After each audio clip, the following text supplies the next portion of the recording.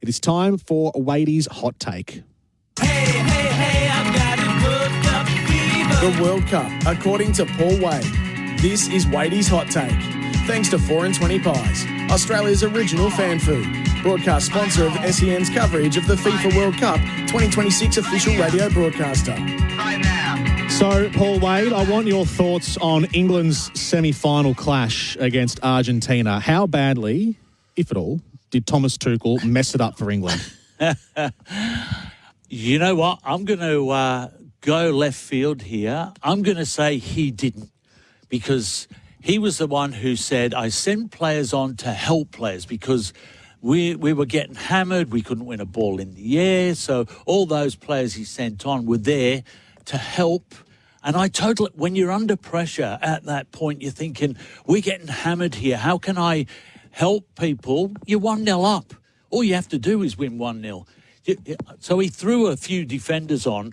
The only problem I have was there wasn't anybody. Maybe you could have left Gordon up there. That was the only problem, because the number of times, Jordan, they got the ball and just whacked it up the other end purely because they were so tired, but it came straight back because there was nobody there. So, yeah, you might bash him over the head like 60 million poms, but I don't. So it makes sense, doesn't it? It didn't make sense taking Gordon off. I think a lot of us, I certainly had the reaction. I don't know if I verbalised it on air, but certainly internally I thought, that's a bit odd bringing Gordon off when England have just taken a 1-0 lead. It wasn't that long after the goal that the sub was made, maybe 10 minutes or so around the hydration break, and the defender, Konsa, came on.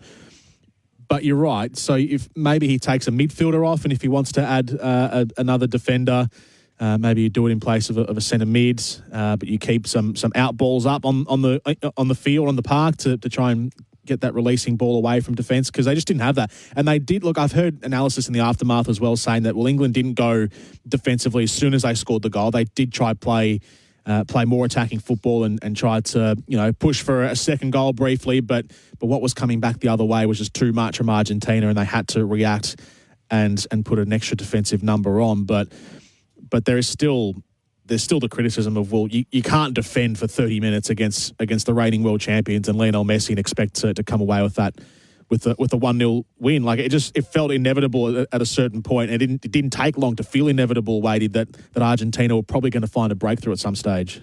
Yeah. You know what doesn't help?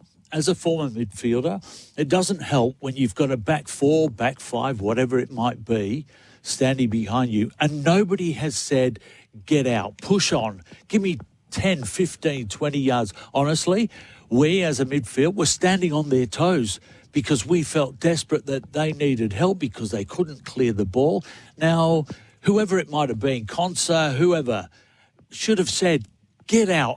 I don't need you in here, because there were some times where 2 or 3 players were doing one job. You should have 2 jobs to do at every moment in the game, and you can pick and choose which one that you do based on where the ball is. So it was so frustrating to watch them. I mean, it's easy up here, right? But that back five should have been pushing that midfield. Get out. This is my job. Is that a gap in quality between England and Argentina? Are Argentina just that much better, or is that just simply a gap in the strategy from the 2 coaches? Well, Tuchel said that it's technically we're nowhere near the Brazils and the Spains, and people got upset with that. You know what? I think they have improved. We used to watch England games in the past World Cups, and it was like, there is no flair here at all. I think they've improved in that area. But you know what? You watch England, when they get the ball, they spread the whole game out. They absolutely spread it out from one side of the ground to the other, from front to back, when they've got possession. But if they lose possession, they've all got to run the same distance back in to get the ball off Argentina. And by the time they get back in to put pressure on, they've already scored, or they've created a chance. Whereas the Argentinians, they don't need to go wide. They can just, in fact, they actually run towards the ball, because that creates space too. If I'm running towards whoever it might be, to get the ball off them, it gives you space in behind me or where I've come from to get it. So because they're technically so good, they can play in a small area, whereas England can't. Could this have happened against any opponent, or just Argentina, or just the best in the world? Yeah, just the best in the world. Absolutely. You won't get it back off Spain. You won't get it back off Argentina. But you will other teams who want to play the same way. Spread out, boys. Go and make the ground bigger. And they say, come on, let's play in here. Let's play a little five-a-side inside the 18-yard box.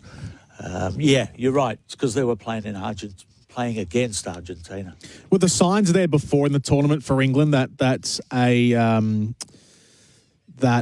don't want to call it an implosion, that's too big of a word, but just that they looked vulnerable, or that a loss was coming, so they get past Norway in the quarterfinals in extra time, and Jude Bellingham saves them. They get past Mexico in what was one of the games of the tournament, but it was a close run thing. That was a 3-2 result.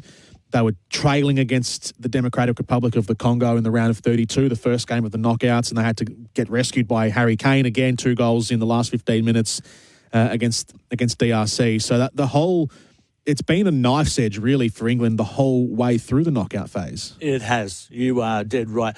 The fans weren't happy with them in the group stage at all, or when they got it right, they were going, oh yeah, maybe we are. But there was no point in this process of getting to third and fourth that you just go, yeah, we've got it right. Tuchel's got the right players. Remember, he left a few at home, so that gives instant ammunition for the fans to say you should have left or should have brought Foden with you. But I agree, the keeper against Democratic Republic of Congo was amazing. Oh, he was. I know that they'd lost 2-1, but he was unbelievable. As far as Mexico goes, I reckon that was most fans thinking, well, you know what, sometimes you've got to dig deep, and we are so proud of our team. Against Norway, I don't know about you, Jordan, but I thought they were very fortunate. Remember Haaland?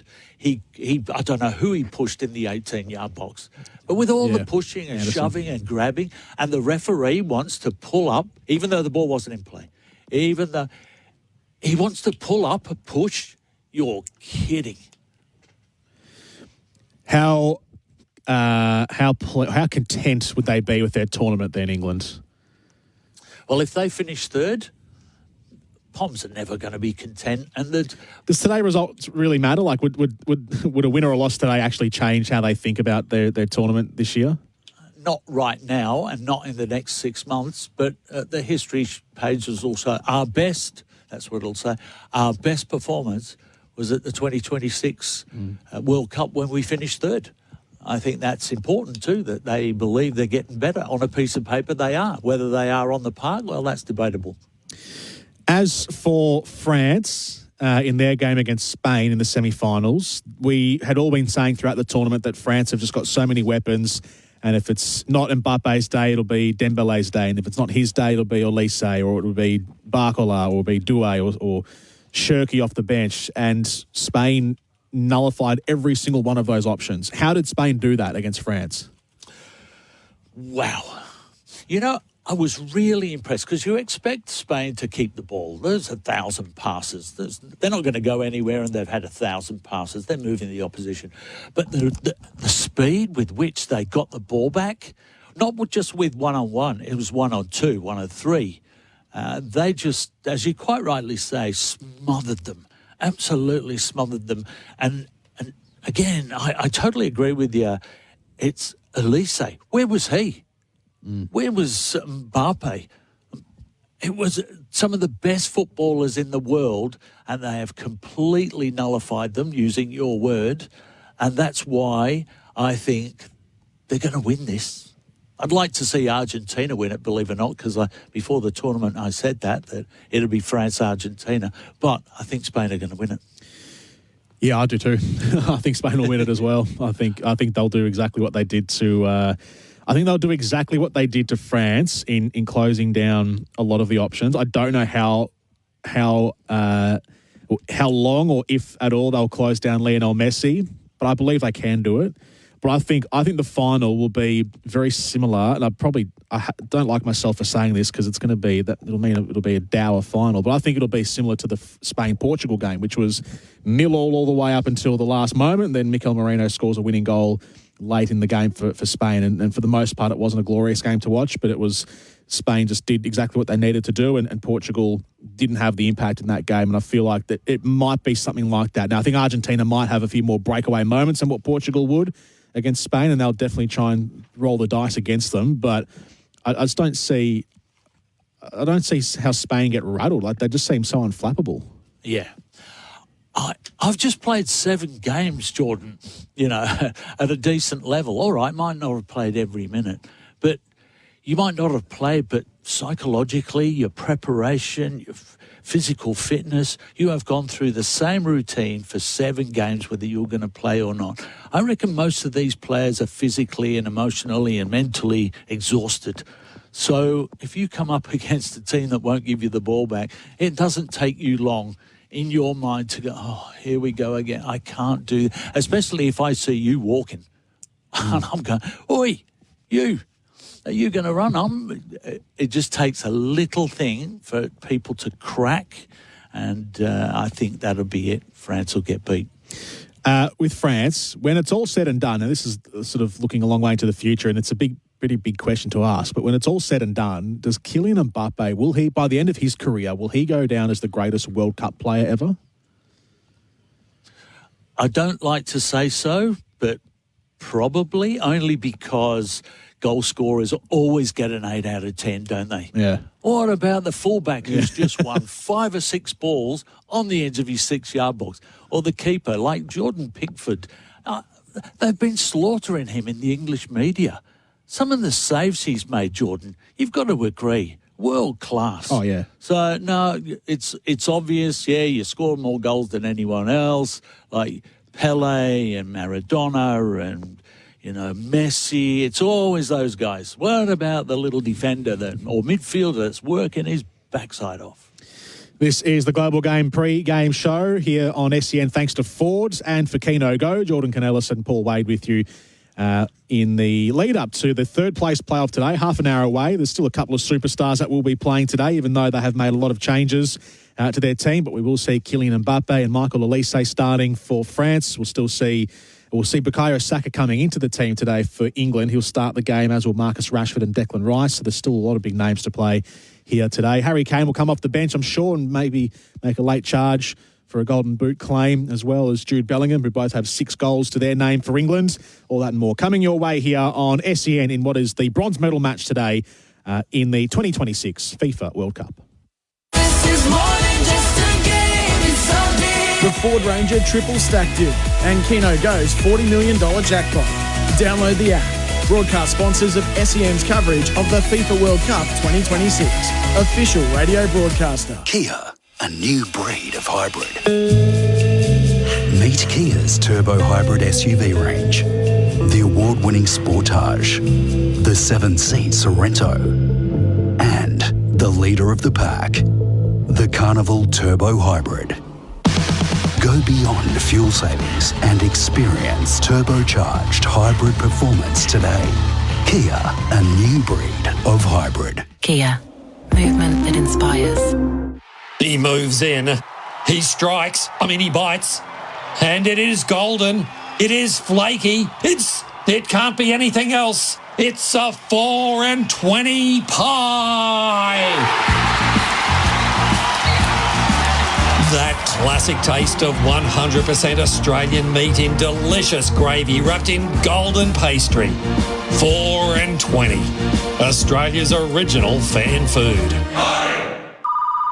1-800-Medicare, you're speaking with a registered nurse. How can I help? Hi, my daughter's got a fever that's not going down. I'm not sure what to do. My GP's not available on weekends, so I don't know who to call. The internet says it could be a few different things. Ask 1-800-Medicare for free, non-emergency health advice, 24/7 from registered nurses, connecting you to the right care for your health concern. Call 1-800-633-422. Authorised by the Australian Government, Canberra. Still filthy about that ump's call on the weekend?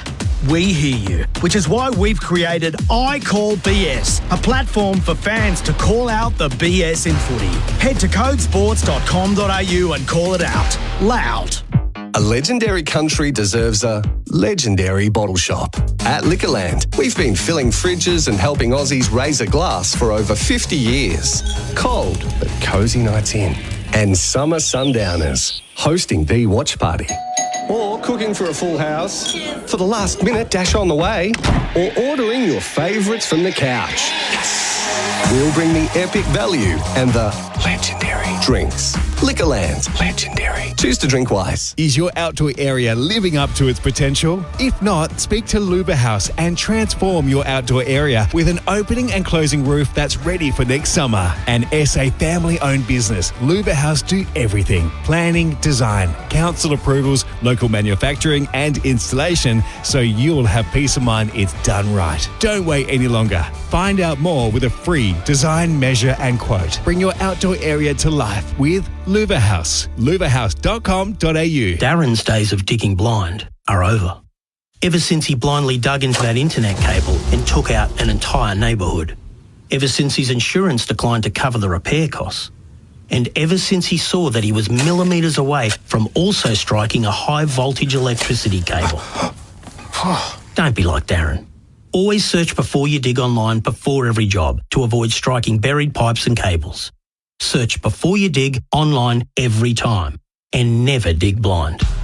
Modern Trailers, always right behind you. Modern trailers are legendary, built tough so you can get the job done, from light to off-road and custom trailers. Modern trailers are the manufacturer, which is why you receive a massive 5-year structural warranty. And factory direct means we'll beat any genuine quote to big locations and online. Looking for a trailer? We've got you covered. Modern Trailers, the name says it all. At Beaumont's, we bring your bathroom to life with the leading brands in bathroom wear, like Phoenix, Mia, Timberline, Fienza and more. You'll find everything you need to create your dream bathroom from start to finish. Beaumont's, where bathrooms begin. This is more than just a game, it's so big. The Ford Ranger Triple Stack Deal and Keno Go's $40 million jackpot. Download the app. Broadcast sponsors of SEN's coverage of the FIFA World Cup 2026. Official radio broadcaster. This is The Global Game. The Global Game on SEN. We're here thanks to Ford. The 3 offers in the Ford Ranger Triple Stack Deal at participating Ford dealers now. And Keno Go kick off soccer season with Keno Go's $40 million jackpot. Download the app for your chance to win. Broadcast sponsors of SEN's coverage of the FIFA World Cup 2026 official radio broadcaster. I know we've just done Wadey's hot take before with your thoughts on England's Wadey, but this might be the hottest take of them all. Is the I want your opinion on this. The FIFA have said that the winning team of this World Cup will all receive championship rings like they do in the NFL, those diamond-encrusted rings with all the jewels all over it, massive rings that they get. They're doing the same here for the World Cup. Your immediate thought upon hearing that, firstly, Wadey? I nearly fell off my chair and I joked and I said, this is a real circus. But then I thought, Jordan, you know, we take this thing to all the different continents around the world because in part we want to experience that country. Otherwise, we'd all play it in Europe all the time. So maybe this is the part of America that we don't like, but we've got to sacrifice. Hopefully it won't get there again until I'm not here on this planet. It's a joke. Well, I thought as well as I'm an American sport fan, so I do like my NFL mainly. I don't watch a lot of basketball, but NFL is my American sport of choice, and it's just part of the rigmarole there, and you live with it, and that's all good. But I don't like it in football. It's the first time we've seen championship rings given out in the round ball code. However, I asked the question, if you're a player, would you like to get one of those rings? In a word, no. But then again, you've got players who won't take a third-place medal either, because that sucks. You know, in the AFL, one year, they actually, because they came runners-up, they threw their medals away. Oh, yeah. Which was totally inappropriate. It's against everything that we're trying to teach young people coming through the system. But no, No, what am I going to do with that? I've got several that I got out of a gumball machine from way back in the day. For all those who are not young enough or old enough to remember gumball machines, you stick 20 cents in. Well, actually, it was 10. Stick 10 cents in there, twist the knob, you got one. And you usually got a ring inside it. I think the only people that would care about getting these rings would be the winning players, because it means that you won the World Cup. It's just another little bit of goldware, silverware that you can add to your collection, and that's I don't know if they're doing it in lieu of the medallions. I imagine they're still giving out medallions though. Yeah. Well, surely I don't know, but hey, is it solid gold? Is the whole thing solid gold? And if so, how many carats? And if so, can I melt it down and give it to my wife in the form of a ring? Yeah, eternity ring. Because the girls are always wanting a eternity ring, even though you've only been married 10 years. I'd have to find it. Hang on. What, your eternity ring? No. I'd have to find the details of these rings. I haven't really read too deeply into this, to be honest, but I know that's happening. Do we have... FIFA has not disclosed the value of each piece. The piece is custom made in gold and set with precious stones, will be individually numbered and delivered with a certificate of authenticity. So there you go. It's the real McCoy, but I don't know how many carats or how many diamonds are going to be encrusted into the ring itself. We'll find all that in time, Wadey. After this, we'll get to the preview of France and England for the bronze medal match here at the World Cup next.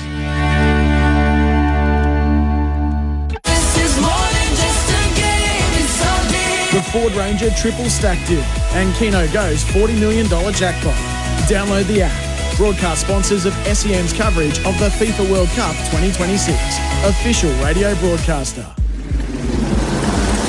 In Payneham, there's water over Portrush Road near Taylor Avenue. Crews are on site now with the left lane closed to southbound. And urgent electrical works at Gawler South. 12th Street is closed between 11th Street and Adelaide Road with detours in place. Listen up, everyone. $10 Ding Dong deals are back on Uber Eats. $10 deals? Holy moly, that's good. Find Ding Dong deals on Uber Eats now. T's and C's and fees apply. That's the latest traffic on SENSA, South Australia's only dedicated local sports station. He moves in. He strikes. He bites. And it is golden. It is flaky. It can't be anything else. It's a 4 and 20 pie. That classic taste of 100% Australian meat in delicious gravy wrapped in golden pastry. 4 and 20. Australia's original fan food. Brilliant footwork, cutting inside, shoots, goal! What a strike! When your business needs its delivery goals met on time, don't risk it. ACET. Let Darren and the team at ACET Transport Solutions kick goals for your business by moving anything, anywhere. Operating South Australia-wide for over 4 decades, ACET Transport Solutions guarantee fast, efficient and safe deliveries with a huge fleet of rigid crane trucks, taxi trucks and semi-trailers. Book online in 3 simple steps at acettransport.au. Don't just send it, ACET. Modern Trailers, always right behind you. Modern trailers are legendary. Built tough so you can get the job done. From light to off-road and custom trailers. Modern Trailers are the manufacturer, which is why you receive a massive 5-year structural warranty. And factory direct means we'll beat any genuine quote to big locations and online. Looking for a trailer? We've got you covered. Modern Trailers. The name says it all. Great teams are built on reliability, flexibility and performance. At Everything Fleet, that's exactly what they deliver. From cars and utes to vans and trucks, Everything Fleet helps businesses, families and everyday Australians get where they need to go. When you need a rental vehicle, put yourself in a winning position. Discover the difference today. Choose Everything Fleet Car and Truck Rental. Visit everythingfleet.com.au and save 20% using the promo code SEN20. Stop dreaming about your next trip. Start earning it. Get there faster with World 360 Rewards. Flight Centre Travel Group's loyalty program. Double and triple dip. Earn with us, plus your airline and credit card loyalty programs all in one booking. World 360 Rewards gives you more ways to earn and more reasons to go. Want to see the biggest moments in sport around the world? Unlock them and get there faster with World 360 Rewards. Terms and conditions apply. Is your outdoor area living up to its potential? If not, speak to Luba House and transform your outdoor area with an opening and closing roof that's ready for next summer. An SA family-owned business, Luba House do everything. Planning, design, council approvals, local manufacturing and installation, so you'll have peace of mind it's done right. Don't wait any longer. Find out more with a free design, measure and quote. Bring your outdoor area to life with Luba House. lubahouse.com.au. A legendary country deserves a legendary bottle shop. At Liquorland, we've been filling fridges and helping Aussies raise a glass for over 50 years. Cold, but cosy nights in. And summer sundowners, hosting the watch party. Or cooking for a full house, for the last minute dash on the way, or ordering your favourites from the couch. We'll bring the epic value and the legendary drinks. Liquorland's legendary. Choose to drink wise.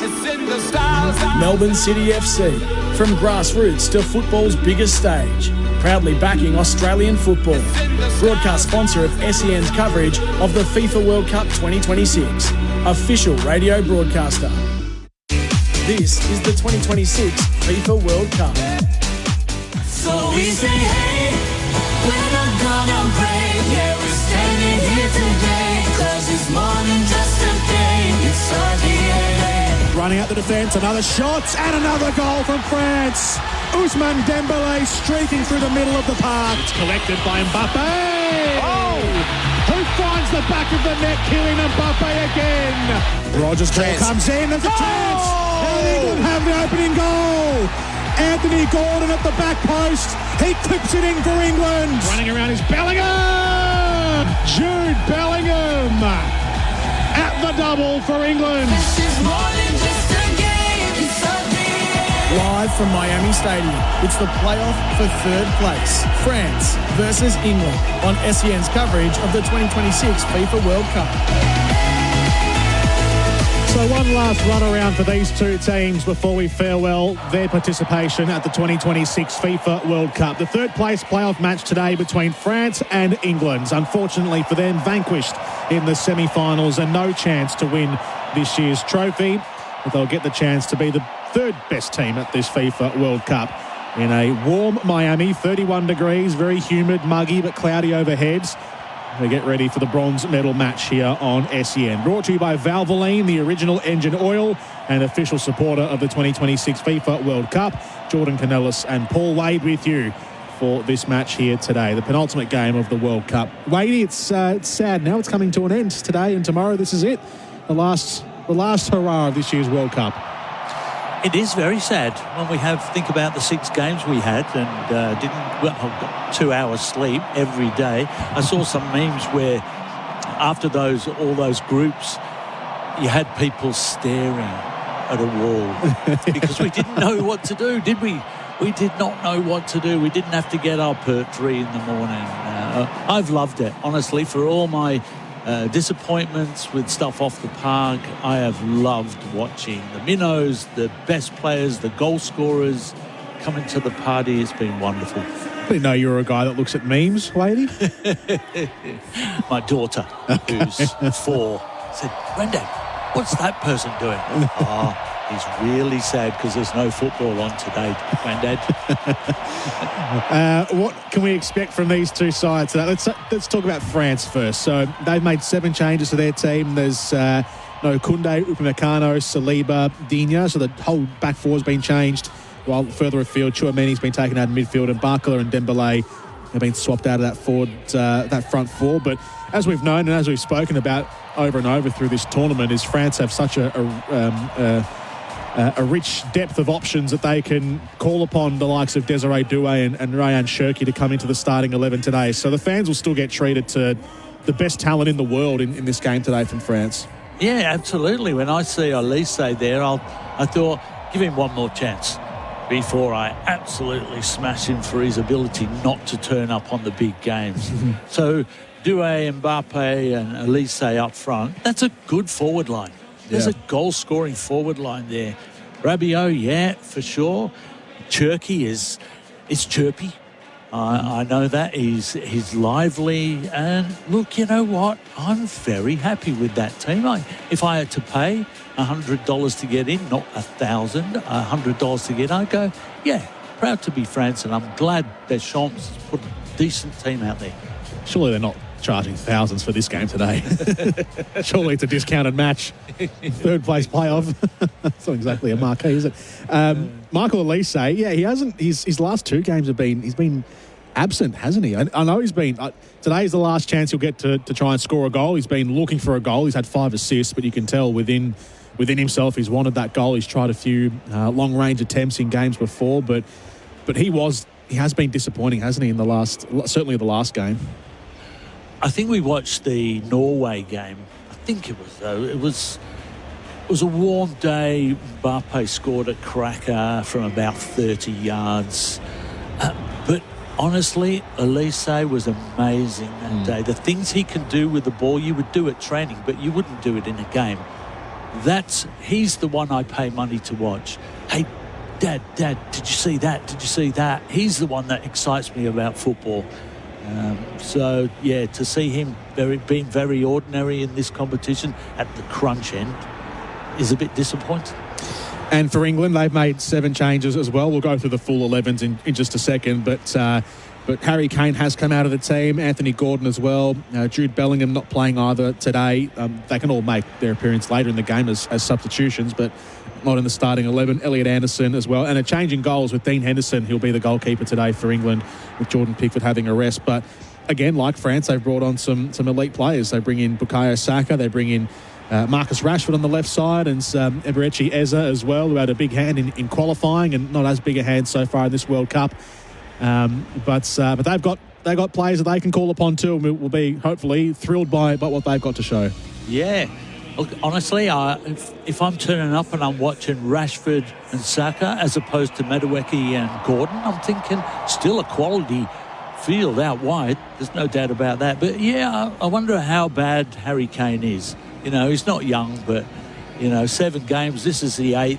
Give him a rest, bring him on last 15, scores a goal, 2 goals, and walks off. Because I don't know about you, Jordan, but I don't think he's going to go another World Cup. I think the Euros might be his last hurrah. Yeah, 32, Harry Kane, so 36 pushing the envelope, isn't he? Not out of the realms of possibility. We've seen a handful of other players, very well-known players at this World Cup, playing beyond 36. So it's not out of the range of possibility for Harry Kane. And he's, in all credit to him, he's kept himself very fit, hasn't he? I know he's only just entering the twilight of his career now. 32 in the modern age is not old at all, but he hasn't really had many major injury issues, has he? No, he's done very well. They all have fitness trainers and sports psychologists with them to get their mind and their body right. But you know what? He works so hard, but not quick, Harry Kane. He'll drop off from that number 9 into the middle of the park and makes defenders think, oh, should I go with him or not? And then his movement. I've just watched Mbappe and just watched Haaland and just watched Harry Kane. What is it that makes them so special? You cannot put a license, pro license on and teach that. I don't know what it is, but wow, it's special. The teams are making their way out from the tunnel. They'll walk along the sideline from the corner of the stadium where the entrance is and up the halfway line now, led out by the referees, which is being led today by Jesus Valenzuela from Venezuela, one of the best South American referees they've got in their continent, and he'll be the official for today's match. And now the two teams make their way up the halfway line, and they'll start to gather around the centre circle for the national anthems. The final appearance for these two teams at this World Cup. France suffering that 2-0 loss a couple of days ago on Wednesday morning against Spain. And for England's the loss to Argentina on the Thursday in their semi-final in Atlanta. Didier Deschamps and Thomas Tuchel come together. Thomas Tuchel's got his left arm wrapped around the shoulders of Didier Deschamps as they walk arm in arm together along the sideline to their respective dugouts. A warm embrace for those two, as it is Didier Deschamps' last game as the manager of this French national team. His 186th and final game as the boss of France, which has been a remarkable run. Very rare do you see managers last as long as him in a national team. Normally they come and go every 4 years per the World Cup cycles, but he's been there since 2012, 14 years in charge of this national side. And now the two teams have made their way out into the centre, and it is time for the national anthems. First, France.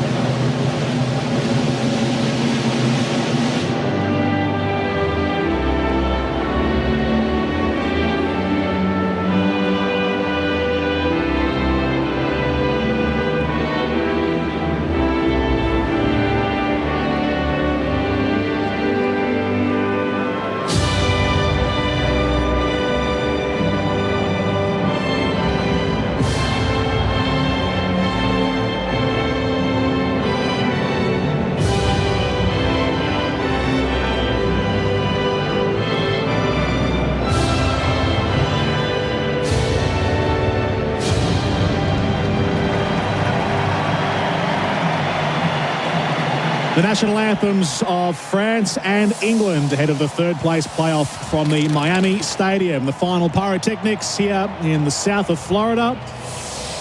And a nice warm day as well to finish off for these two sides at this World Cup in the summer tournament. So for Didier Deschamps in his final match as coach of the French national team, he has put out a 4-2-3-1 formation. He's made 7 changes out of the team, goes all of the back 4 from the last game. So Koundé, Upamecano, Saliba with his injury, which is going to rule him out now for some months, actually, the back injury for the Arsenal defender, and Luka Digne all going out, as does Aurélien Tchouameni, Ousmane Dembélé and Bradley Barcola from the starting 11 that took on Spain.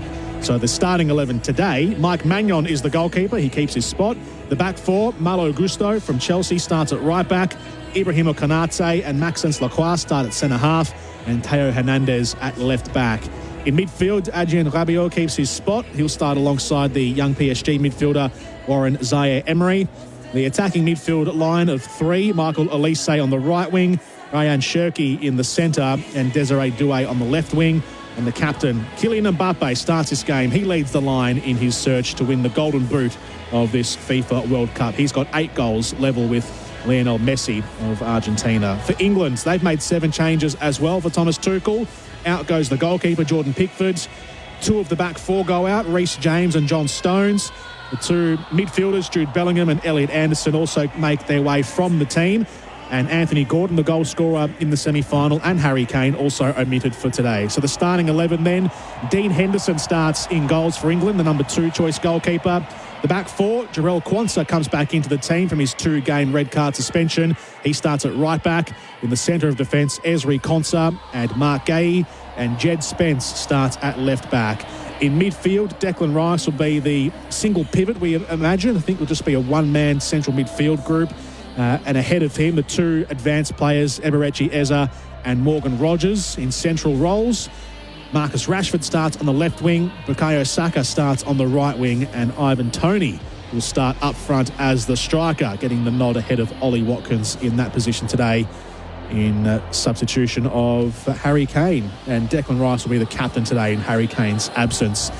Paul Wades, what do we hope for today in the third place playoff? What's the best case scenario? I think the body language will say, I don't want to be here. But as soon as something happens, I think they'll turn it on because they know there's another 13 sitting on the bench who want to be there.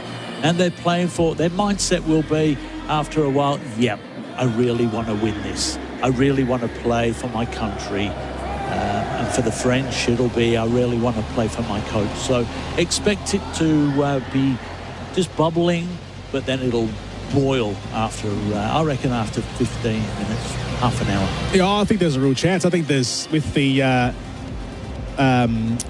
history between these two countries and the rivalry between these two countries, that probably helps today's cause as well, is that they don't like each other, France and England. No, I talk to people in England, they think the French are arrogant. And they'd rather go to the south of France because the people in Paris are just awful. And I must admit, that if you try and speak French in Paris, they'll talk to you. But if you come out straight with English, they'll walk off and ignore you. In a shop, that is, or a restaurant. It is intimidating, isn't it, trying to do that in France? You just want a sausage roll and you just walked off on you because you didn't start French. So the final countdown is on for these two sides. The third place playoff today to finish off their tournament. Who will get the bronze medal? From Miami Stadium, France and England in the last hit out for them at the World Cup. We are underway in the penultimate match of this year's tournament. France kicking us off, going from left to right. So scoring to the right side of your radio dial in this first half, and now kick the ball out of play from the opening kick-off. So England will get first proper possession from their defensive third. It is France in their all navy blue and England in their all white with the red numbers on the back. And Jed Spence has it at left back, who has seen a lot of game time in this tournament, maybe more than he imagined. He passes infield to Mark Gay, and England will begin to pass out from the back four towards Averi Eza. He gets the starting nod today, scored 3 goals in qualifying. And a big hand to play in England's passage to this World Cup. Goes backwards to Henderson, and then he goes down the left again towards Jed Spence. And on to Marcus Rashford, who begins to run at the French defence and then gets held up. A loose touch, though, by Zaire Emery, and they win it back here, England. Jed Spence again on the left sideline. Broadcast side as England go to the left at the Miami Stadium here in the first half. For Valvoline, the original engine oil, Jordan Canellis and Paul Wade, your commentators today on SEN, right across Australia and New Zealand.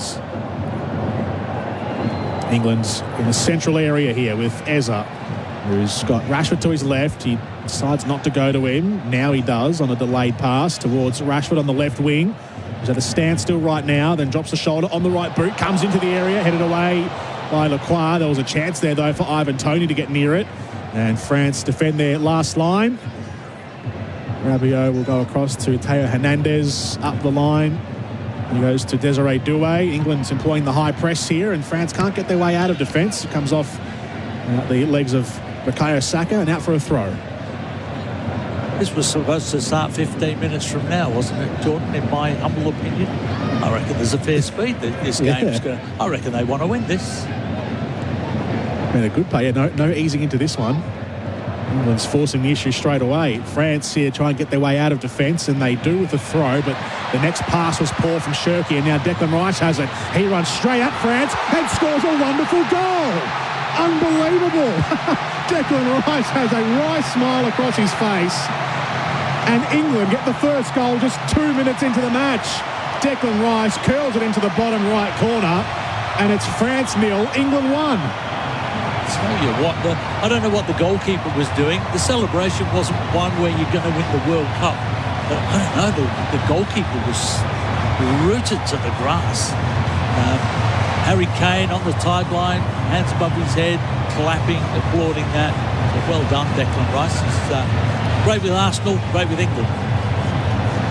Declan Rice picking the ball up in midfield, running down the inside left channel, just coming in a half step to angle it onto his right boot to better the angle, opens up his hips a little bit, and then with the instep of his right foot, he curls it around the defence. Ibrahima Konate in front of him, and Mike Magnon, your right, Wade, he was just rooted to the spot, the French goalkeeper, and he just watched it fly past his left arm without diving, and it's just gone into the back of the net. And the third place game is the platform for a lot of early goals. In fact, 2 of the 3 earliest goals ever scored at the World Cup have been in the third place matches. Now, those were very early. 11 seconds and 25 seconds were those 2 goals through history. But today, 2 minutes on the board, England straight away.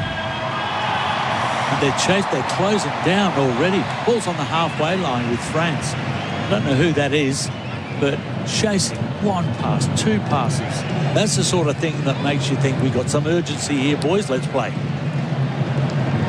It's the one thing that the third place playoff is known for, is lots of goals. As teams don't obviously care a lot about defence as much in the third place match, so it's time to just let loose and try and make it as entertaining as possible. 4 minutes in, England leading 1-0 over France. Declan Rice, the goal scorer, and he gets his first goal of the tournament. And now France down the left will try and advance it here through Doué. He flicks it inboard. It's a lovely little touch from Rabiot to Doué again inside the 18-yard box. His strike hits the wall of defenders in front of him. In fact, it was Mbappe there who was floating out to the left. And now France will pick up the pieces in the middle of the park. Through the middle they go, looking to play the incisive pass towards Doué, who is taking up that central role, just covering for Mbappe while he's on the left. And now they swap back around, and it's Doué back on the left side, but ball in the possession of England. Esri Konsa passes over to his left to Mark Gay. Strides away from his own 18-yard box. Passes over the halfway line into the centre circle towards Ivan Toney dropping in. England go out to the right side now of their defensive line. Where it's with Jarrell Quansah out there, back from his 2-game suspension from a red card. Rice clips it forward towards Toney. There's a bit of space here now for England, but covering was Ibrahima Konate, who does well. Gets in front and intercepts and wins it back for France.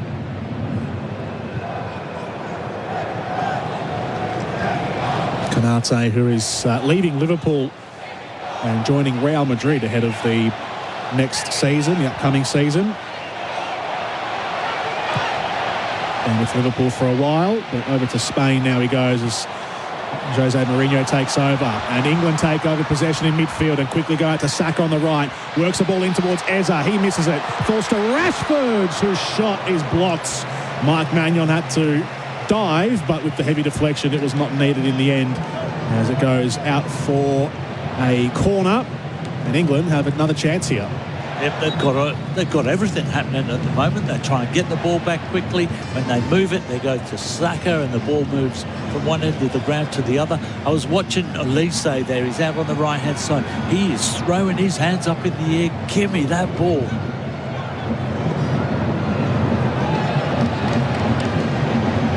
So a corner here. We're just waiting for the referee to sort things out in the middle as we prepare. Declan Rice to swing this one in on his right foot from the left side of the field. So an in-swinging ball. He does opt to go long, which he does. He goes very long, way too long, way over everybody, and out the far side to the opposite sideline, where it has just been kept in by the hard work of Jarrell Quansah. Retrieved by Eza. Looking for the underlap ball towards Rogers. Flag stays down on Rogers inside the area. Eza has a little shot, but it was straight into the man in front of him, Rabiot. And now France will try and counter-attack, and they are on here. Long ball towards Kylian Mbappe, and it just wouldn't come in front of him. And getting back, Mark Gay got a foot in the way as Mbappe looked to be off to the races, and he claps his hands in frustration, Mbappe, because he had the whole field to work with, and it just slowed en route towards him. Yeah, it was a yard slow, but he was away. It was at least 2 yards away from the nearest defender. And that must give him some sort of hope. He wants to win this Golden Boot. He's tied right now on that tally with Lionel Messi on 8 goals. England attacking again. Here's Eza on the left, and he's chopped down by Malo Gusto from Chelsea, the right back today for France. And a free kick for England just in front of the corner flag here, again on that left side. A little clumsy from the 23-year-old Malo Gusto, predominantly a right back, but did play a few minutes in midfield this season with Chelsea, the season just gone. They can deputise in the centre of the park if needed. One of 7 players in the squad for France, in their squad of 26 to play in England.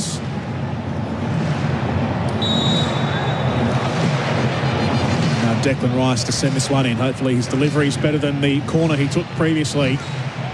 His free kick is only a few metres in front of the corner flag, so it's as good as a corner. Rice, more delicate, sends it in and headed up and away by Konate. Will drop back down to Rashford, who can't control it. Bounces off his shoulder, and then Shirky will pass it away to the halfway line. But Rice is getting back quickly and retrieving with the orange captain's armband around his left bicep. Harry Kane on the bench today. And England's back on the ball. 9 minutes in, France 0, England 1 for Valvoline, the original engine oil.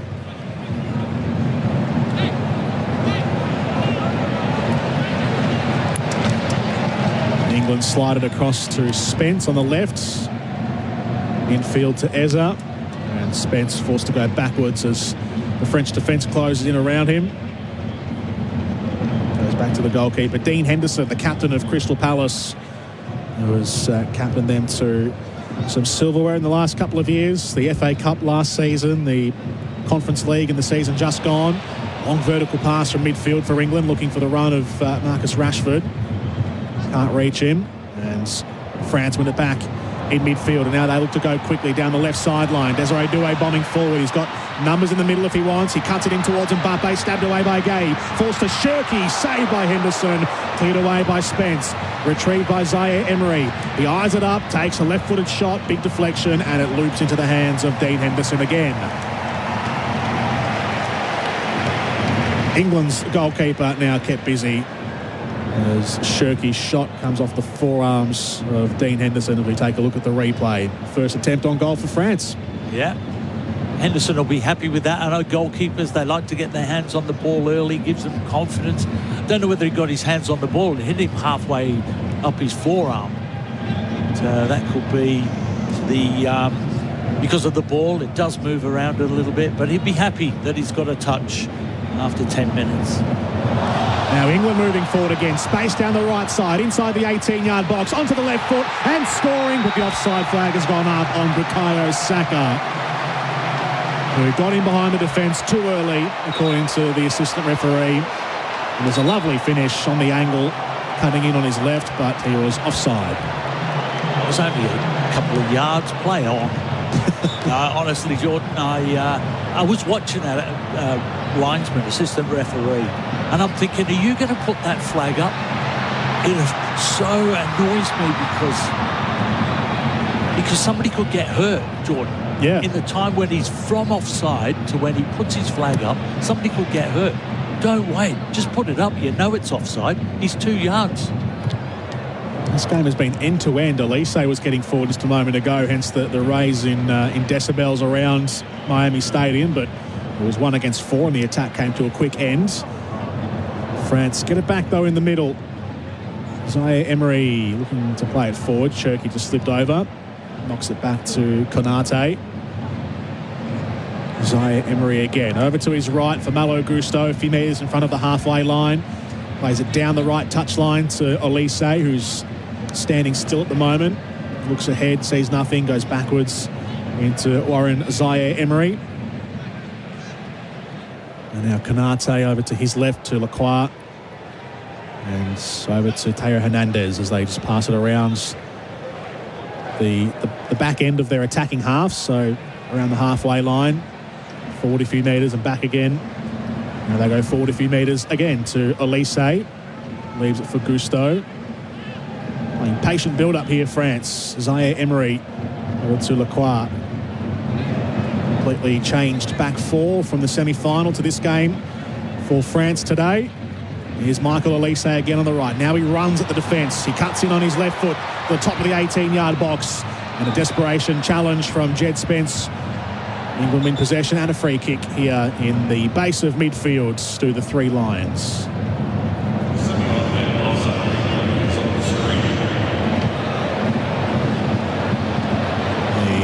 The replays, as you might have heard in the PA in the background, have given us the 3D rendering of the offside, and Bukayo Saka Was definitely offside by accordance to that. 13 and a half minutes in, France 0, England 1 in the third place match. The final coming up tomorrow. Our broadcast on SEN starts at 4 a.m. Eastern Time. Kick-off at 5 a.m.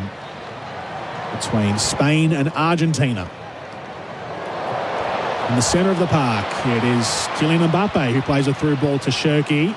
He lays it off to the left to Desiree Doué. He's got defenders in front of him, 3 of them from England. He has to go backwards, Doué, then to the left again for Mbappe, who scored from this range before.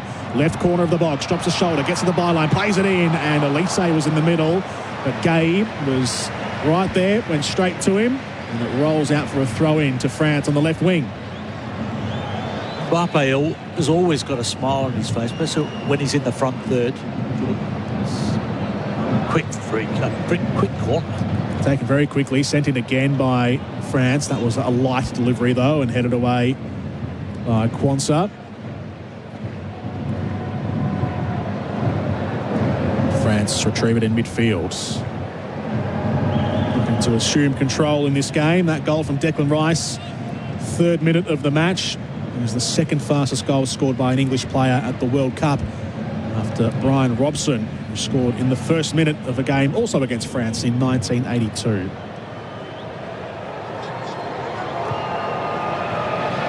And one thing that will be assured is that there has never been a 3rd place match ending in a 0-0 draw.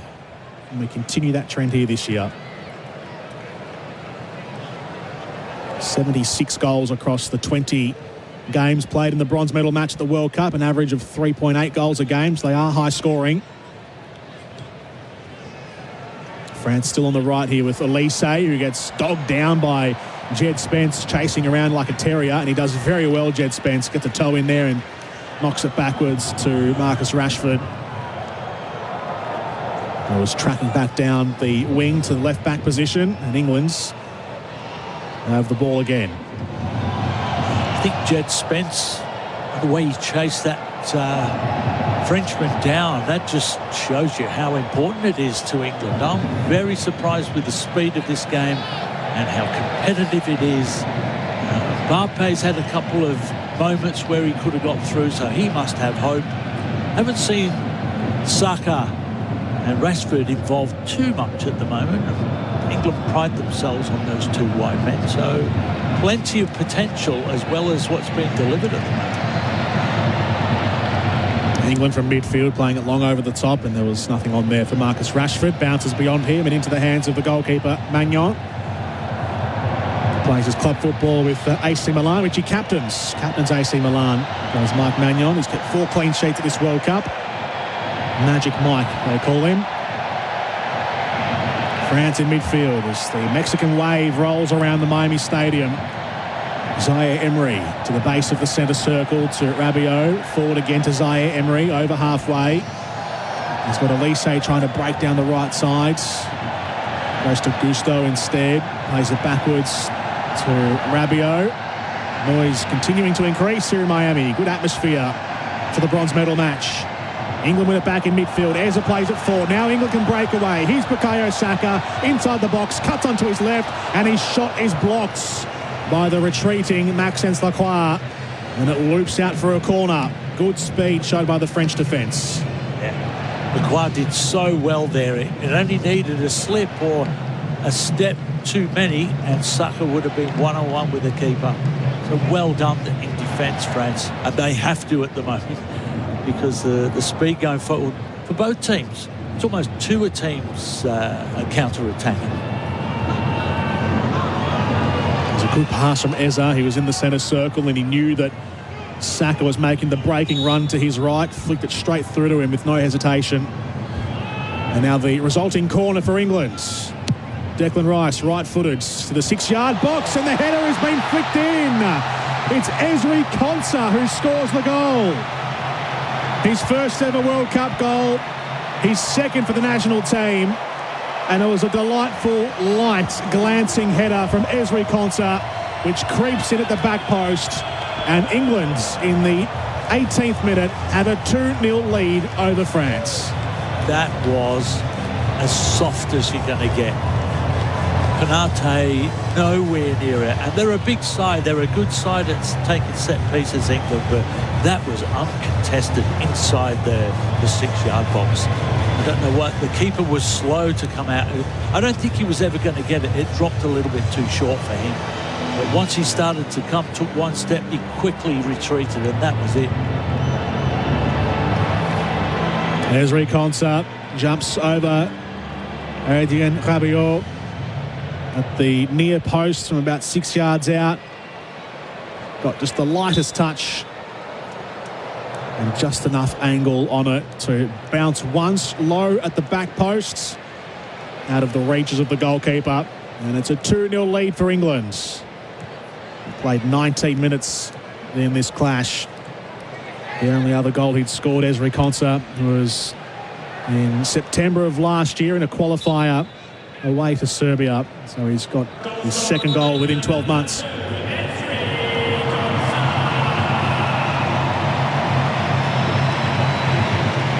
France will want to respond. They're playing for pride, of course. Two old rivals across the English Strait, England and France.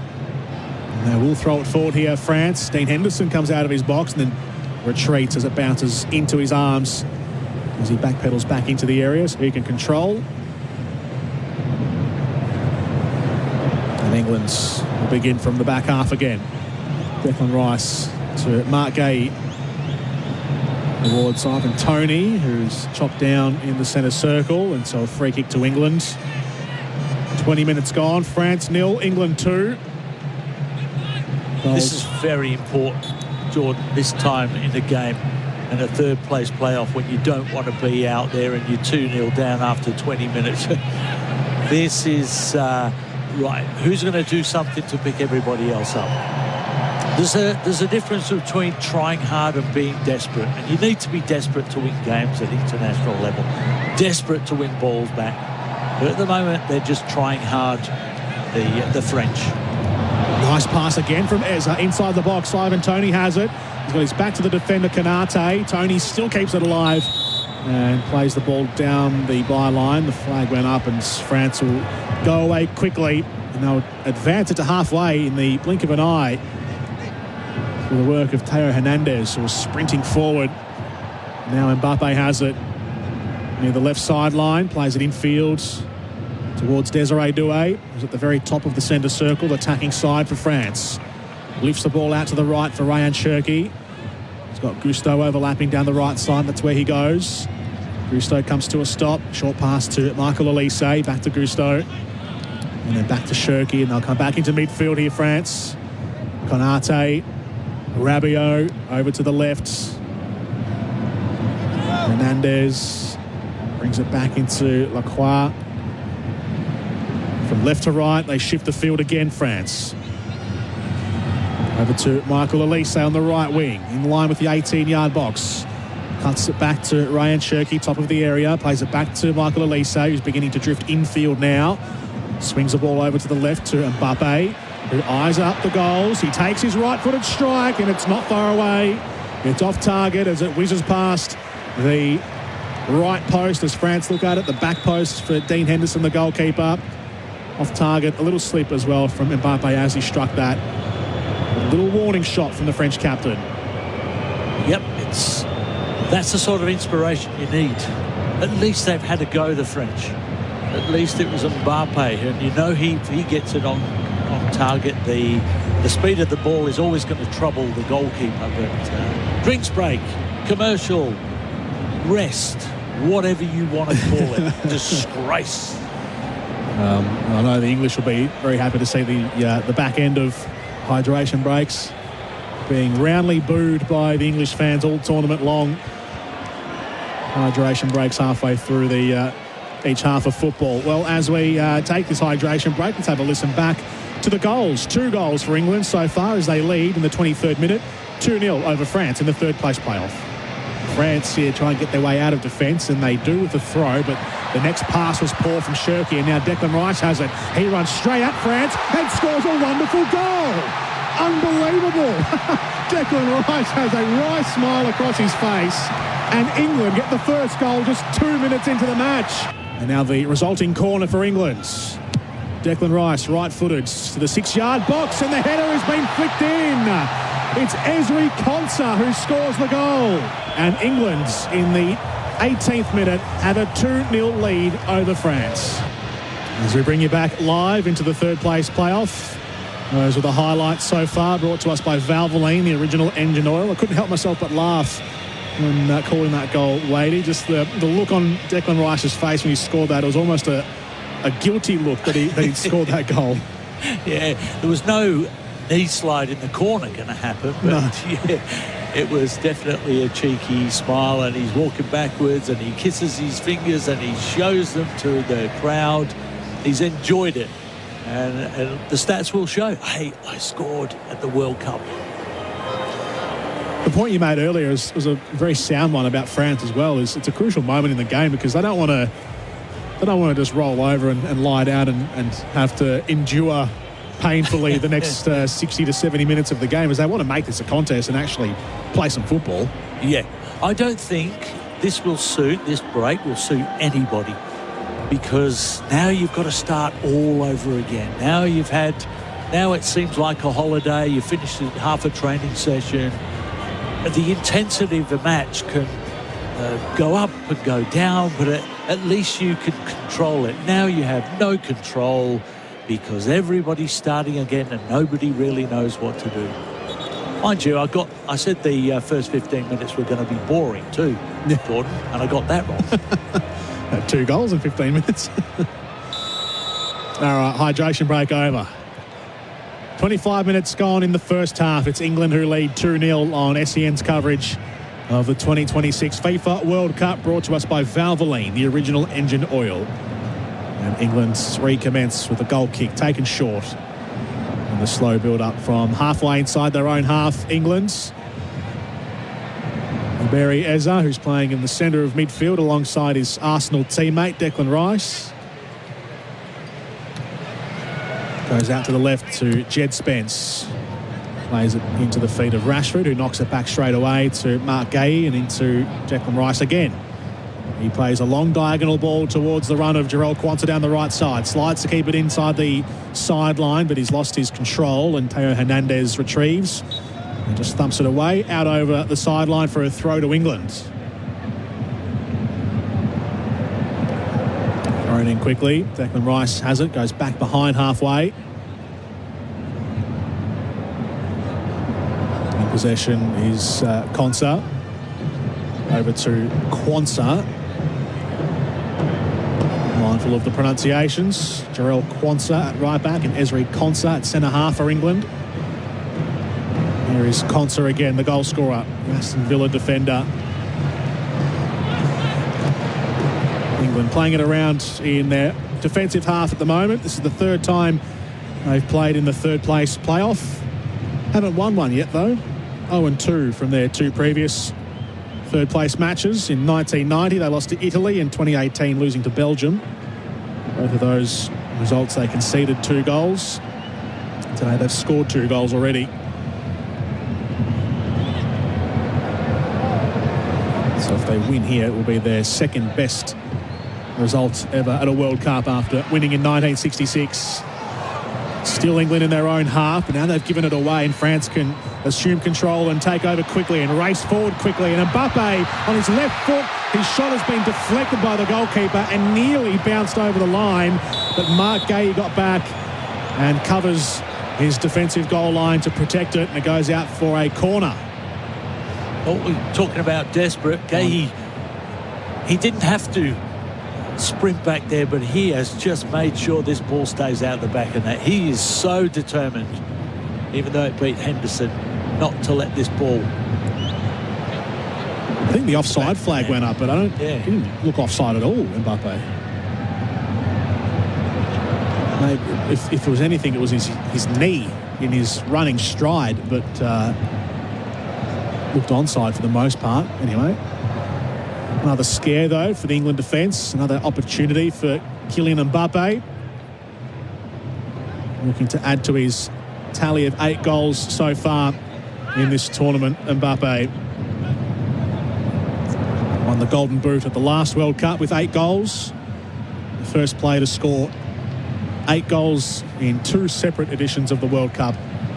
Mbappe is second all-time in the tally of World Cup goal scorers with his 20 to Lionel Messi's 21. Both players overtaking the last record goal scorer in Miroslav Klose, who had 16 goals for Germany. France down the left. Here's Mbappe again. Steers it backwards to Rabiot.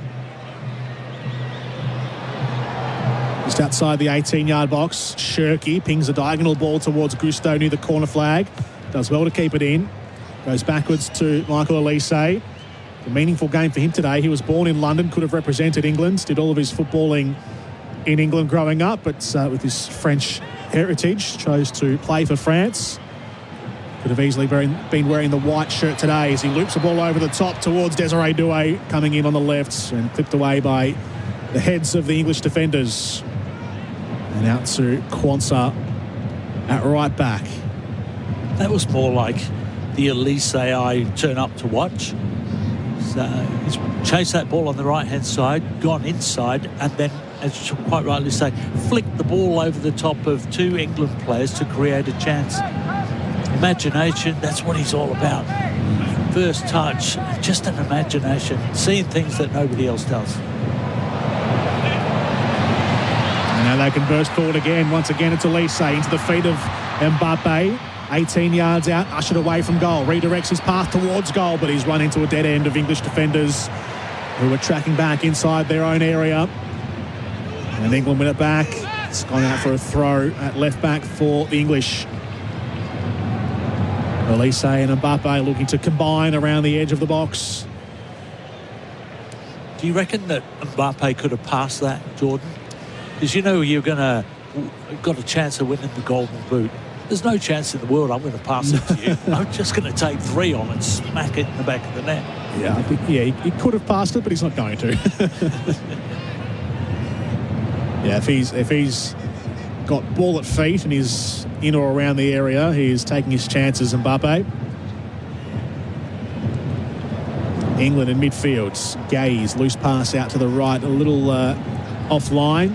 Just retrieved, though, by England, and they keep possession. Kwanzaa over to Jed Spence. And his pink boots. Short pass up the left sideline to Marcus Rashford. Getting over halfway and taking it back again behind is Eza. All of this happening in the midfield thirds. Thomas Tuchel, who's just wearing a plain white T-shirt today, is barking instructions on that sideline. Didier Deschamps suited and booted as always in the French dugout. Last time going around as the French manager is Didier Deschamps. Declan Rice has it. There's a foul in back play though, so it's going to be called against France, and England will maintain possession as Jarrell Kwanzaa picks himself up. Is it me, Jordan, or has the game dropped off a little bit? Is it a little bit slower as opposed to the 5 minutes before they had a break? Yes, it definitely is, yeah. It wasn't the first 15 minutes as you predicted, Wadey. It was the next 15 minutes. Yeah. I hope we never see this again, Jordan. I hope we never see quarter and three-quarter time. Yeah. I hope we never see another shot of an American movie star while it's a corner being taken. And you just know that tomorrow's going to be even worse with the TV directors cutting to any and every celebrity in the crowd for the final.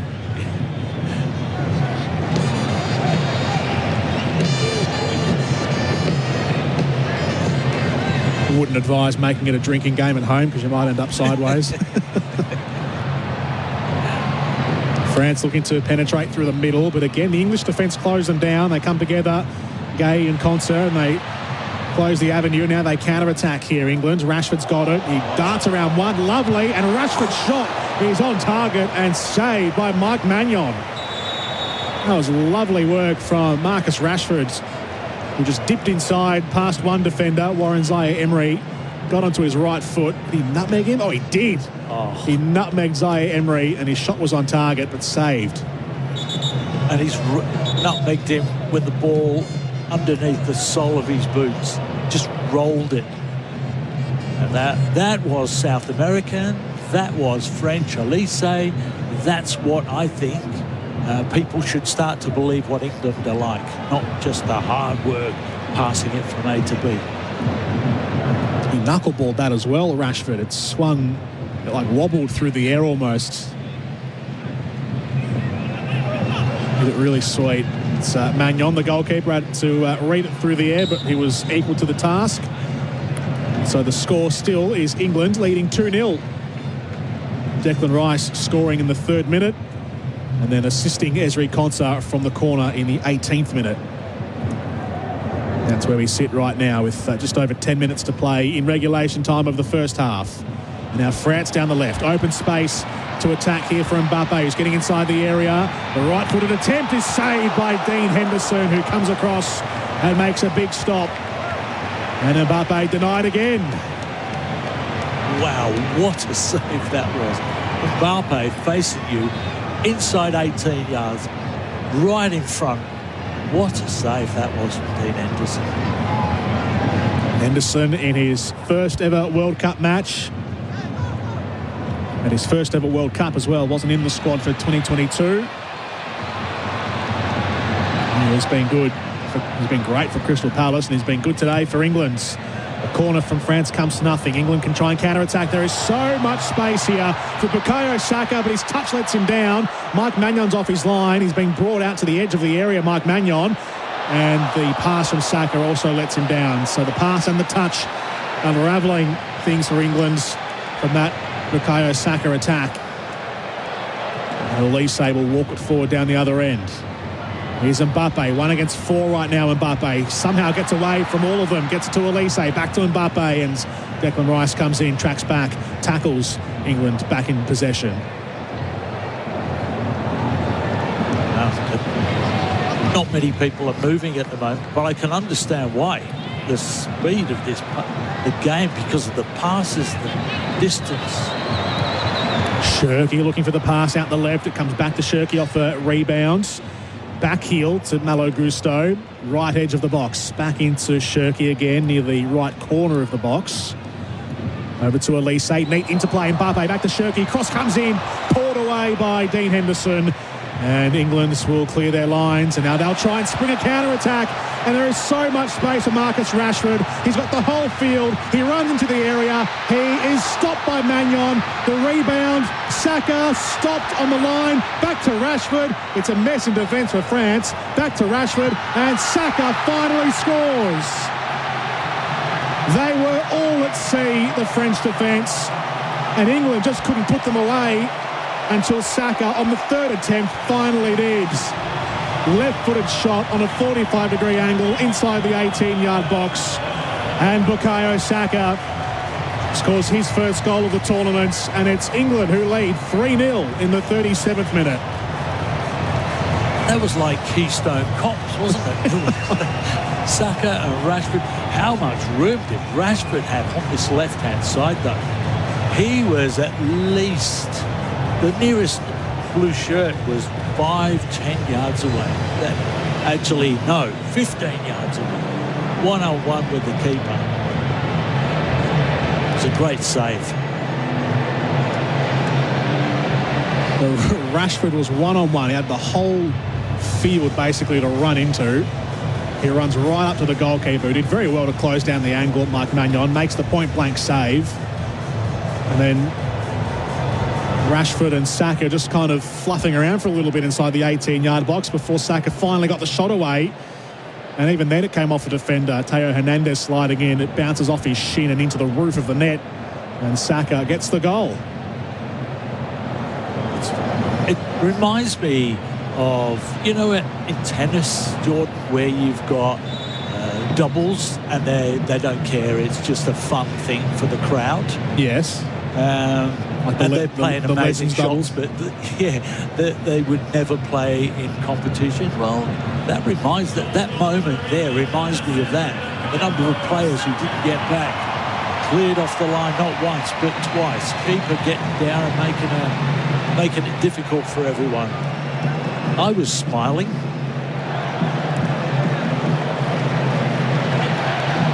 So it's a 3-0 lead for England. And they'll come down the right again. The cross from the right side is cut out by Lacroix and took away by the Crystal Palace defender. A lot of Crystal Palace players part of these two squads after the success of recent years for the South London club. 3 among the 2 squads today. Dean Henderson, the goalkeeper today for England, Maxence Lacroix in defence, and Jean-Philippe Mateta is on the bench for France, but many more among the rest of the World Cup teams. There'll be 1 or 2 tomorrow, I think, for the final. Jeremy Pino as well in the Spanish bench, part of Crystal Palace's team. England down the left once more through Rashford, who darts around Gusto, gets to the wing, plays a very under-hit ball into the area and straight into the hands of the goalkeeper.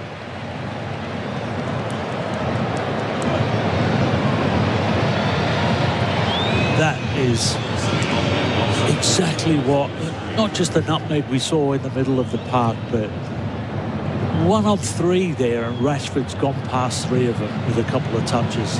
That's what they need to get more of, because I don't think they did out wide. I think they all had a problem. They weren't involved. They have the potential to do that, but they just weren't. And there's a perfect example. Maybe if Rashford had been on longer. Elise playing a looping ball forward towards Mbappe, who can't run onto it, bounces beyond him and out of play for a goal kick. Right now it looks like there's maybe 3 or 4 French players who are actually locked into this game, and the rest of them have all checked out already. Like Mbappe wants his goal, Elise wants to have an impact. Doué's been okay, Cherki's been all right, and the rest of them are just kind of having a little run around. And Magnon, yeah, actually you're right, yeah, the goalkeeper. As much as he's tried to anyway. The French defence, though, is just all a bit slow at the stage. Here's Saka, who plays a ball into the area, and it's not far away from the back post. Mike Magnon chose to watch that one roll out of play, and well, in the end he's justified in doing so, but it went very close. Took a touch off the French defender last. I think it came off the knee of Hernandez, so this should be a corner here for England. And it's not. It's going to be a goal kick to France. Gusto forward to Elise, back to Gusto. Now there's some space here for the right back as he sprints ahead. He tries to play a lateral pass into midfield, intercepted by England. And the white shirts of the 3 Lions have it back, and now they'll try and counter down the other end. Long aerial pass towards Rashford, left wing, cutting into the box, plays it across, and it flies past the feet of Ivan Toney, who couldn't quite get himself sorted to knock that one in. The game is very stretched here in the 3rd place playoff. Cherki plays a ball over the top towards Mbappe inside the area. Ushered away towards the left wing by Marc Guéhi of England's defence. Back to Mbappe, who's still got it here. Tries to work his way past Guéhi into the area. Short to Doué, onto Cherki, miscontrols. And England retrieve. This is going to be very hard for the French now. You're 3-0 down. It's 5 minutes to go before half-time. You want to, but you just can't, because like there, Cherki gives the ball away on the edge of the 18-yard box, and that's another attack that is broken down. So for the midfielders, for the 2 in midfield in particular, Rabiot and Zaire Emery, it must be so difficult mentally and physically to just keep going. Them 2 need to keep going to force the pace of the game. In the middle of the park, Ivan Toney's dropped a long way in, almost playing the Harry Kane role of being the striker coming into midfields. Long diagonal to Saka on the right wing, then back into Toney just outside the area. Ball back to the right wing, and he went to pass wide, and Saka came to run in narrow, and not on the same wavelength either of those players. Ball goes out for a throw. The goal that Bukayo Saka scored just minutes ago was the 300th goal of this FIFA World Cup. And France have only had consecutive losses in competitive games once since 2012, and that was back in 2024. So they are on the cusp of losing 2 competitive games Yes, even though it's a third-place playoff, it still counts as a competitive game. It's at the World Cup. But the point is, very rarely in the last decade plus, have France lost 2 games in a row. Here's Shirky playing in the inside left channel right now in midfield. Steers it forward to Elise, begins to run forward. Passes out to the right to Gusto. Cuts the cross back and it goes in between 2 French players making the run into the box. And out to England's right back position to take over. We've played 44 minutes. France 0, England 3 in the bronze medal match.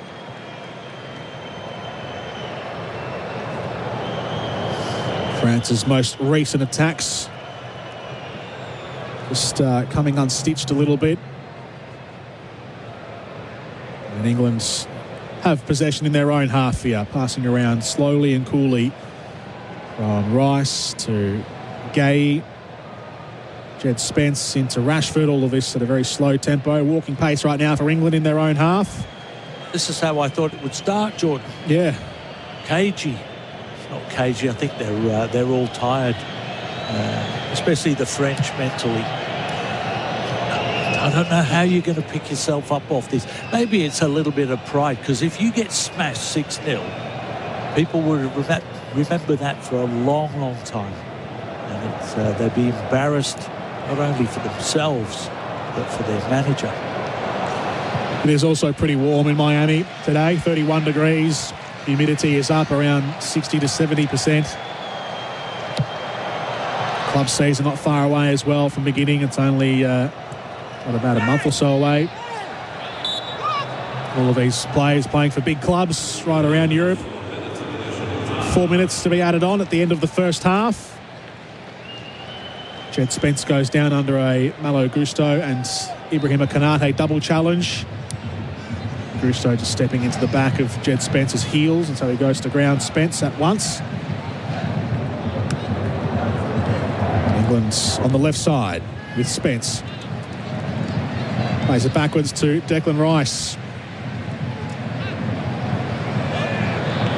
Forward to Eza. Plays it through towards Tony, and the shot comes in, and it's a left-footed strike again from Bukayo Saka. He's got his double. And England have a 4-0 lead before half-time. Bukayo Saka has scored the 2 most recent goals for England. Eberechi Eza set him up. And England's looking to go out on a high at this tournament. 4-0. I just made a comment earlier about the midfield and how they're going to pick themselves, because they decide the speed of the game. So many things emotionally with their players, but there was no pressure on that ball forward. Absolutely no pressure. And the pass that he played through to Saka was so easy. Saka's always going to make that run, especially if there's a huge hole through the middle. What a good goal, what a great pass, and just reflects the state of mind both teams are in. Bukayo Saka floating in from the right wing, dragging his defender, Teo Hernandez, with him. And finishing on his left foot, Bukayo Saka, across the face of the goalkeeper from left to right as he worked the angles. And it's his second goal of the match. Bukayo Saka. He's got his 2 World Cup goals here in this game. 5 World Cup goals in his career. It's probably the great question as well, is had Bukayo Saka been fit enough for this World Cup? He's been battling an Achilles strain in his leg, in his ankle, of course. Had he been fit enough to start every game, would this tournament look any different for England? Here he is again, Saka, with just over a minute to go in in injury time. His ball into the box lets him down. It will roll out of play for a goal kick. I don't know, to tell you the truth, Jordan, about that. He's looking good. He's doing so many good things because the French have no idea what they're going to do. They are, the way they were talking, not interested. So Saka is taking full advantage. He's loving it. And why wouldn't you? When you're scoring a goal, you've got that much room. England win it back again in French territory. They can move it forward here to Ivan Toney, who's on the right side of the box. His shot/cross comes off Lacroix in front of him and goes out for a corner for England in the final few moments of this first half. One more to defend for France. It's been 10 attempts to 5 in this half of football by England. This will be their third corner.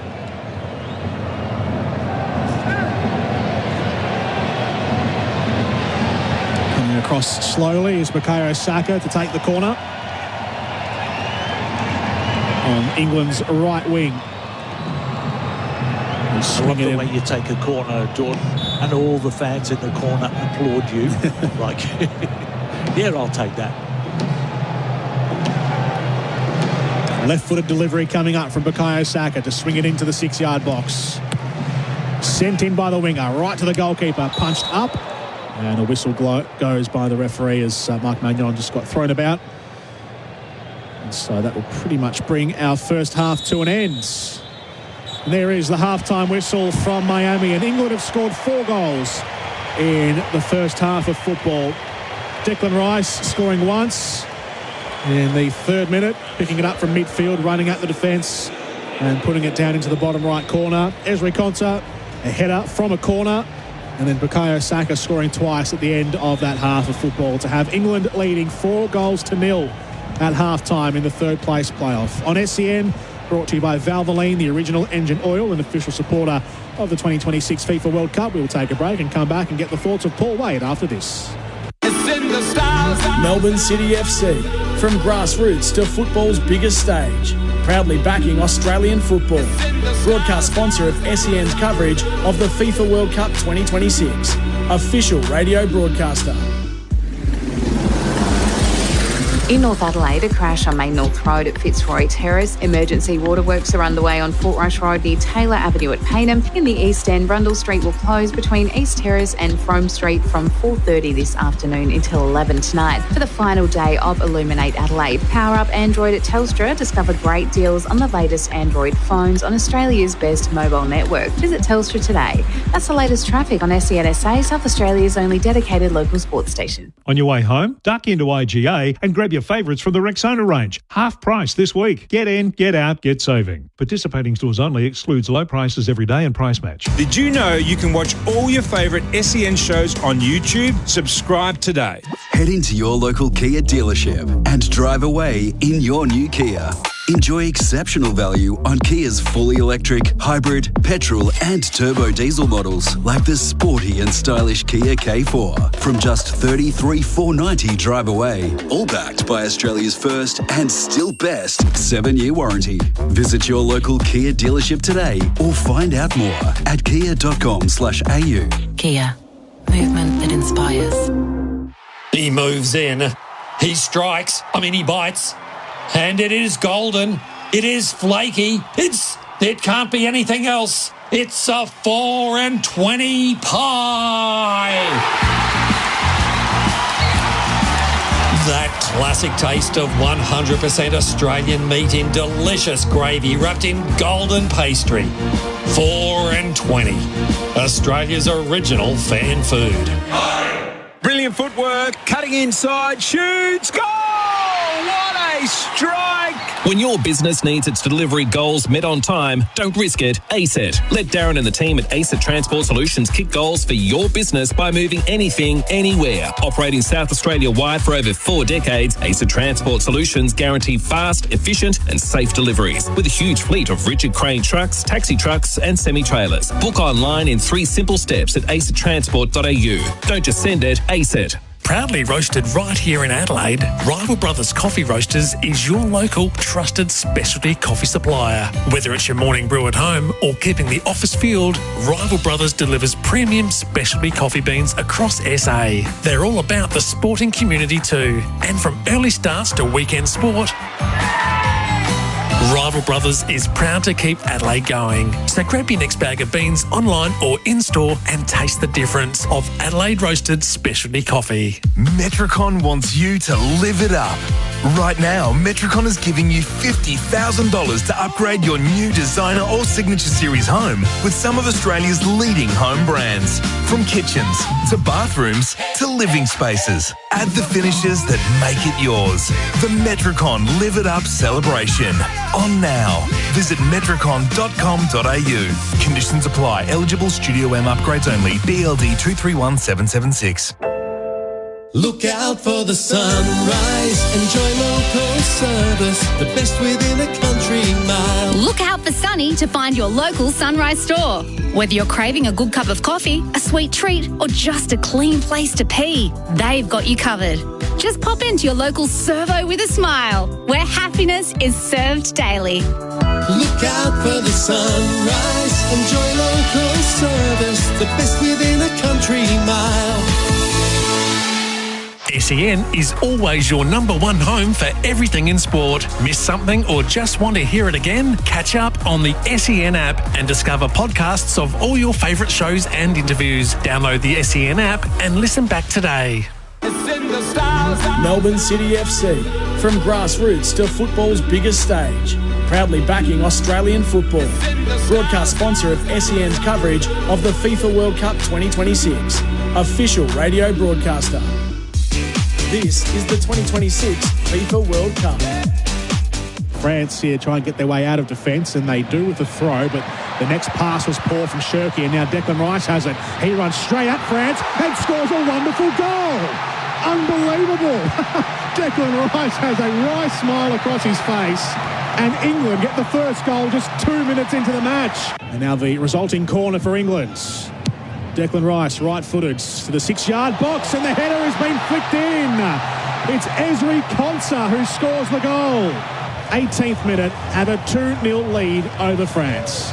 And England will clear their lines, and now they'll try and spring a counter-attack. And there is so much space for Marcus Rashford. He's got the whole field. He runs into the area. He is stopped by Magnon. The rebound, Saka stopped on the line. Back to Rashford. It's a mess in defence for France. Back to Rashford, and Saka finally scores. They were all at sea, the French defence, and England just couldn't put them away until Saka, on the third attempt, finally did. Forward to Eza. Plays it through towards Tony, and the shot comes in, and it's a left-footed strike again from Bukayo Saka. He's got his double. And England have a 4-0 lead before half-time. Bukayo Saka has scored the two most recent goals. Those are the highlights, plenty of them for England, not many for France at all from the first half. A 4-0 lead for England in the third-place playoff here from the Miami Stadium. This is the Global Game Choices Flooring halftime show. The Global Game Choices Flooring halftime floor show. Choices Flooring, style, comfort, quality, helping you choose with confidence. Broadcast sponsor of SEN's coverage of the FIFA World Cup 2026. Official radio broadcaster. This halftime break also brought to us by 4 and 20 Pies, Australia's original fan foods, and our recap for Host Plus, best super fund by named Best Super Fund by Money Magazine, Finder and Mozo.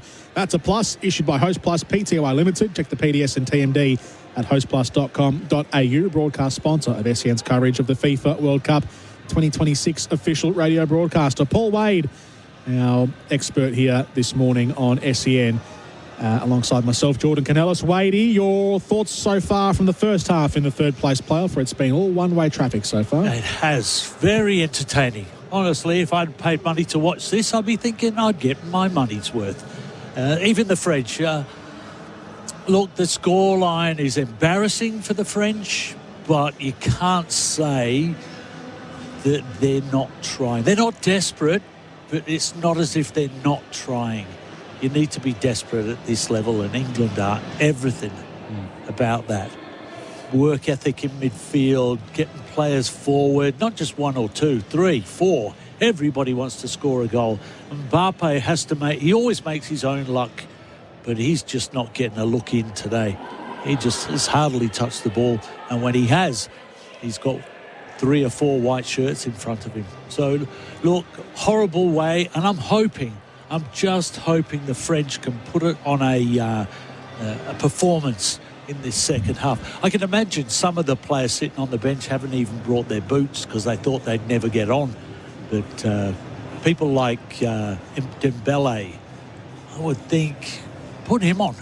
He might be able to score a goal or two. Well, I was thinking that. Do you reckon Deschamps actually makes a number of changes here early in the second half to just try and restore some respect in this game for France? Yeah, absolutely. Yeah, this is embarrassing. I don't know whether you kick them up the backside at half-time or you plead with them. Come on, boys. It's a third place. You've got a lot of people watching you, a lot of people who love you, want to celebrate you. Or do you go, right, you, and you get off? The big moment of the first half is thanks to Liquorland. Game on, drinks sorted, legendary. Liquorland, broadcast sponsor of SEN's coverage of the FIFA World Cup 2026 official radio broadcaster. What was the biggest moment from that first half? The first goal. I think it set it up. Declan Rice inside the far post, but it was also his reaction to it. There was no knee slide in the corner. It was just, wow, really? I've scored. I think the other thing was it Rashford and Saka, and they had four or five attempts at goal, and finally Saka got one. Look, there's so many comedy moments, so much. I haven't seen the real skill, the most amazing goal. But then again, it is third playoff. Exactly right. All right, those are the thoughts of Paul Wade. Thanks to Chemist Warehouse. Get discounted prescriptions and save more money at Chemist Warehouse, our halftime partners. Choices Flooring and 4 and 20 Pies, all broadcast sponsors of SEN's coverage of the FIFA World Cup 2026 official radio broadcaster. The second half of the third place playoff is coming up next, with England leading 4-0 over France at halftime. Melbourne City FC, from grassroots to football's biggest stage, proudly backing Australian football. Broadcast sponsor of SEN's coverage of the FIFA World Cup 2026. Official radio broadcaster. In North Adelaide, a crash on Main North Road at Fitzroy Terrace. Emergency waterworks are underway on Portrush Road near Taylor Avenue at Payneham. In the East End, Rundle Street will close between East Terrace and Frome Street from 4:30 this afternoon until 11 tonight for the final day of Illuminate Adelaide. SEN has helped people navigate complex mental health for 40 years. If you or someone you care for needs free information, recovery support or community connection, visit SEN.org today. That's the latest traffic on SENSA, South Australia's only dedicated local sports station. Fancy saving on fancy chocolate? Aldi prices just got Aldia across the Moser Roth range. Now only $4.49 each. Aldi. Good different. Did you know you can watch all your favourite SEN shows on YouTube? Subscribe today. Since 1912, Australia's seen cars change and change and change. And Morn Team shares that automotive history with South Australia. Proudly SA family owned and operated for over 110 years. They've got dedicated Ford, Kia and Hyundai experts, over 150 pre-owned cars in their lots, a renowned service department and offering obligation-free test drives. That's why everybody's talking about Morn Team. Visit Morn Team Auto Group from 983 to 1013 Port Road, Cheltenham. MVD 182170. He moves in. He strikes. He bites. And it is golden. It is flaky. It can't be anything else. It's a 4 and 20 pie. That classic taste of 100% Australian meat in delicious gravy wrapped in golden pastry. 4 and 20. Australia's original fan food. Modern Trailers, always right behind you. Modern trailers are legendary. Built tough so you can get the job done. From light to off-road and custom trailers. Modern trailers are the manufacturer, which is why you receive a massive 5-year structural warranty. And factory direct means we'll beat any genuine quote to big locations and online. Looking for a trailer? We've got you covered. Modern Trailers. The name says it all. Still filthy about that ump's call on the weekend? Sick of hearing score review? Do the buy rounds drive you up the friggin' wall? Good. At Code Sports, we hear you, which is why we've created I Call BS, a platform for fans to call out the biggest bits of BS in footy right now. Head to codesports.com.au and submit yours. Go on, it's time to get it off your chest. Call it out, loud. Brilliant footwork, cutting inside, shoots, goal! What a They strike!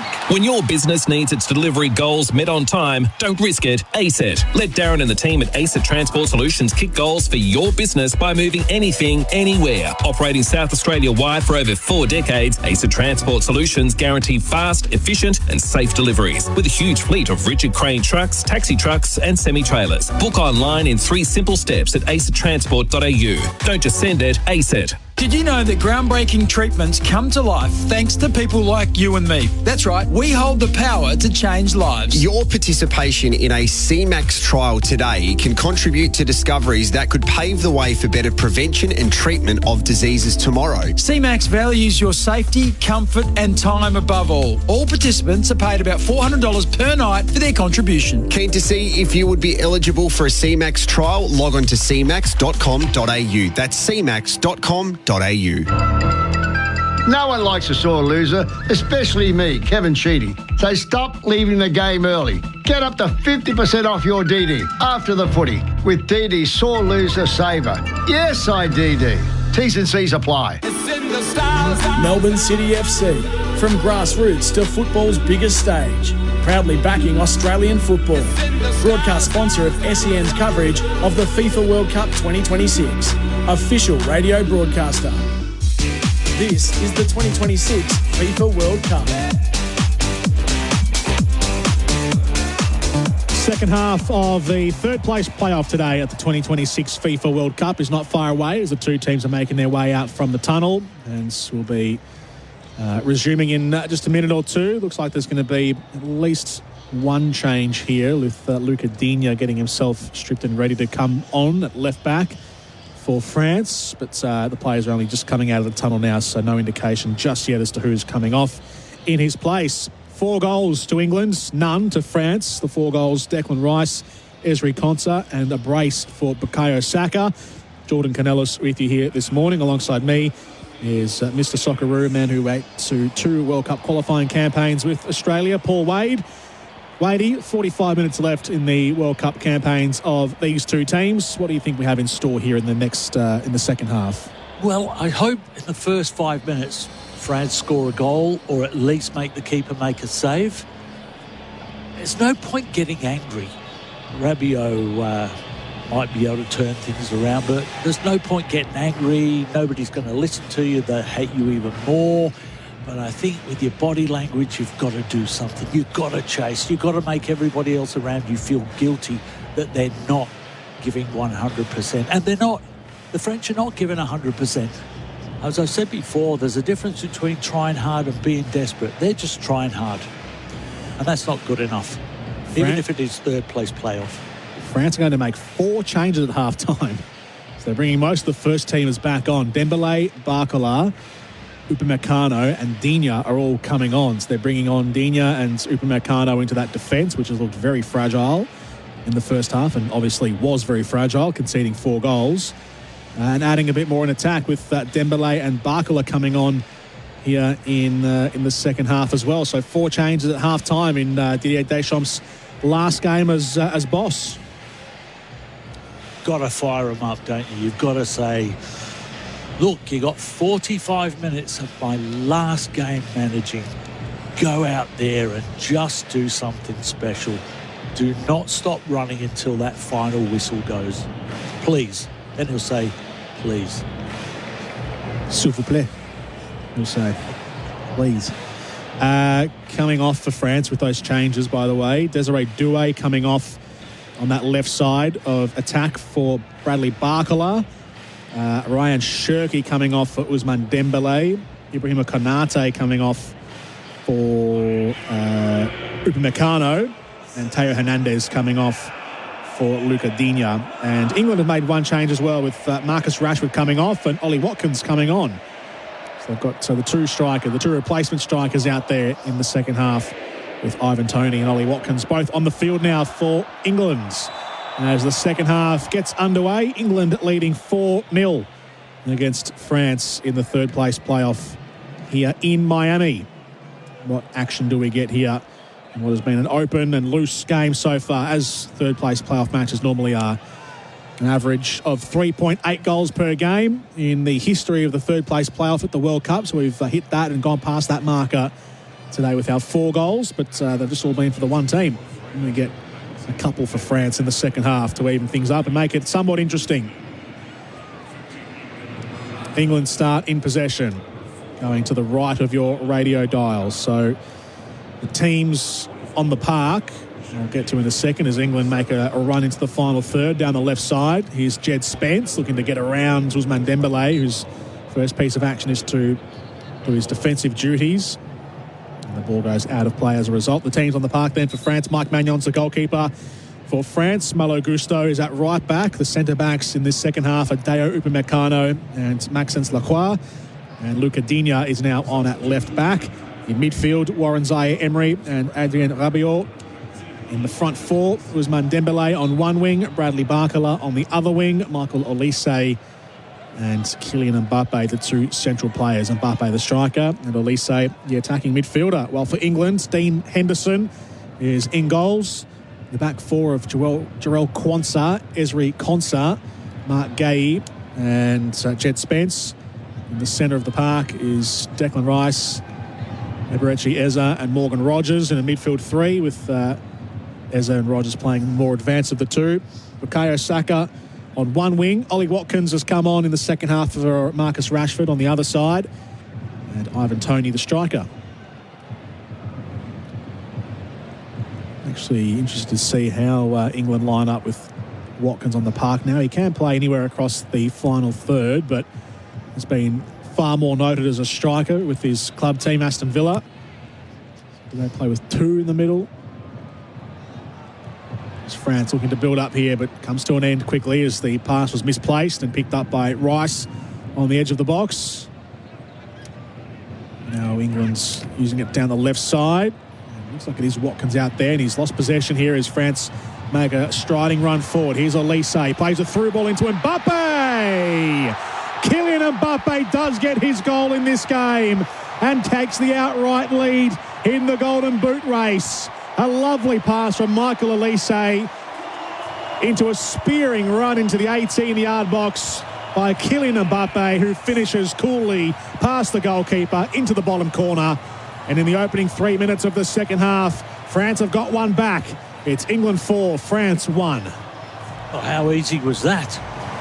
Mbappe pushing up onto the back 3 or 4 of England, and one run between all those defenders and goal. Very much similar to Saka's goal, the very first one here, but inside the left foot, into the corner on the right-hand side. And yeah, that'll fire everybody up. I think that's the moment they're looking for. Now we've got a chance to have one of our own win the Golden Boot. Now England are under a little bit of pressure. Love this, love it. Well, if England can score 4 goals and a half, why can't France?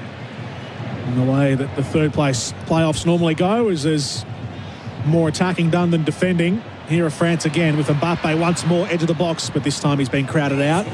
France maintain possession. It's with Dembélé on the right. Doesn't want to send an aerial ball in. He plays it towards Olise along the grounds. Back to Dembélé. And now it's to the right side of the field with Zaire-Emery.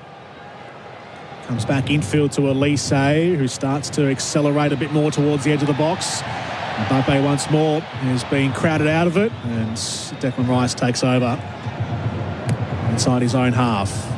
Swings the ball into Rogers in the middle. And on to Quansah now. Carries it over halfway. Plays it out to the right side for Saka. Quansah continues to run on the inside channel. Saka goes a little further ahead towards Toney, who wants to shoot from a tight angle and can't squeeze it in the bottom right corner. Goes out for a goal kick to France. They've got a shot of Ollie Watkins run around up the front. I've watched him from at Villa, and he is such a good player. Here we go. France again down the right side. Olise skipping forward, gets inside one defender. Loose ball, and it's Dean Henderson who gets it.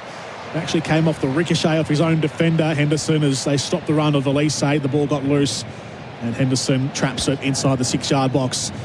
50 minutes gone. It's England leading 4-1 against France. Yeah, just on Ollie Watkins, I see him playing for Villa, and he scores more often than he doesn't. And I'm thinking, why? And he doesn't play Harry Kane with Ollie Watkins very often, but why is it? What is it that he doesn't start more often? I mean, Tony Popovich does the same thing. We all wonder about why he doesn't play. And the ball over the top here for France, looking towards Mbappe, and the volley coming up from the edge of the box from Rabiot. He just didn't catch it quite right. Had he done so, though, it would have really tested the goalkeeper, but it comes off the wrong part of his boot and swings away. Well, I think the answer really, Wadey, is Harry Kane is the problem. Harry Kane's in the team, Ollie Watkins isn't playing. Yeah. But there's times when Harry Kane has been a bit tired. Mind you, he probably looks tired all the time to everybody. He's so dynamic, Ollie Watkins. I'll tell you what, that's put a bit of fire in the belly of Messi, hasn't it? Yeah. Could have been in all sorts of trouble there, because Mbappe with that chance could have had two. He's now equal first with Messi in the all-time leader tally as well, with 21 goals for the World Cup. So Messi will like to go out, I suppose, on top of the tally for at least one World Cup cycle and say that he's the all-time leading World Cup goal scorer in history for at least 4 years. England's looking to piece and attack together down the left, and getting back. Looks like it was Dembele. No, it's Upamecano. Makes more sense coming across and defending, and he's barking instructions. Unhappy with the defensive work of his teammates around him.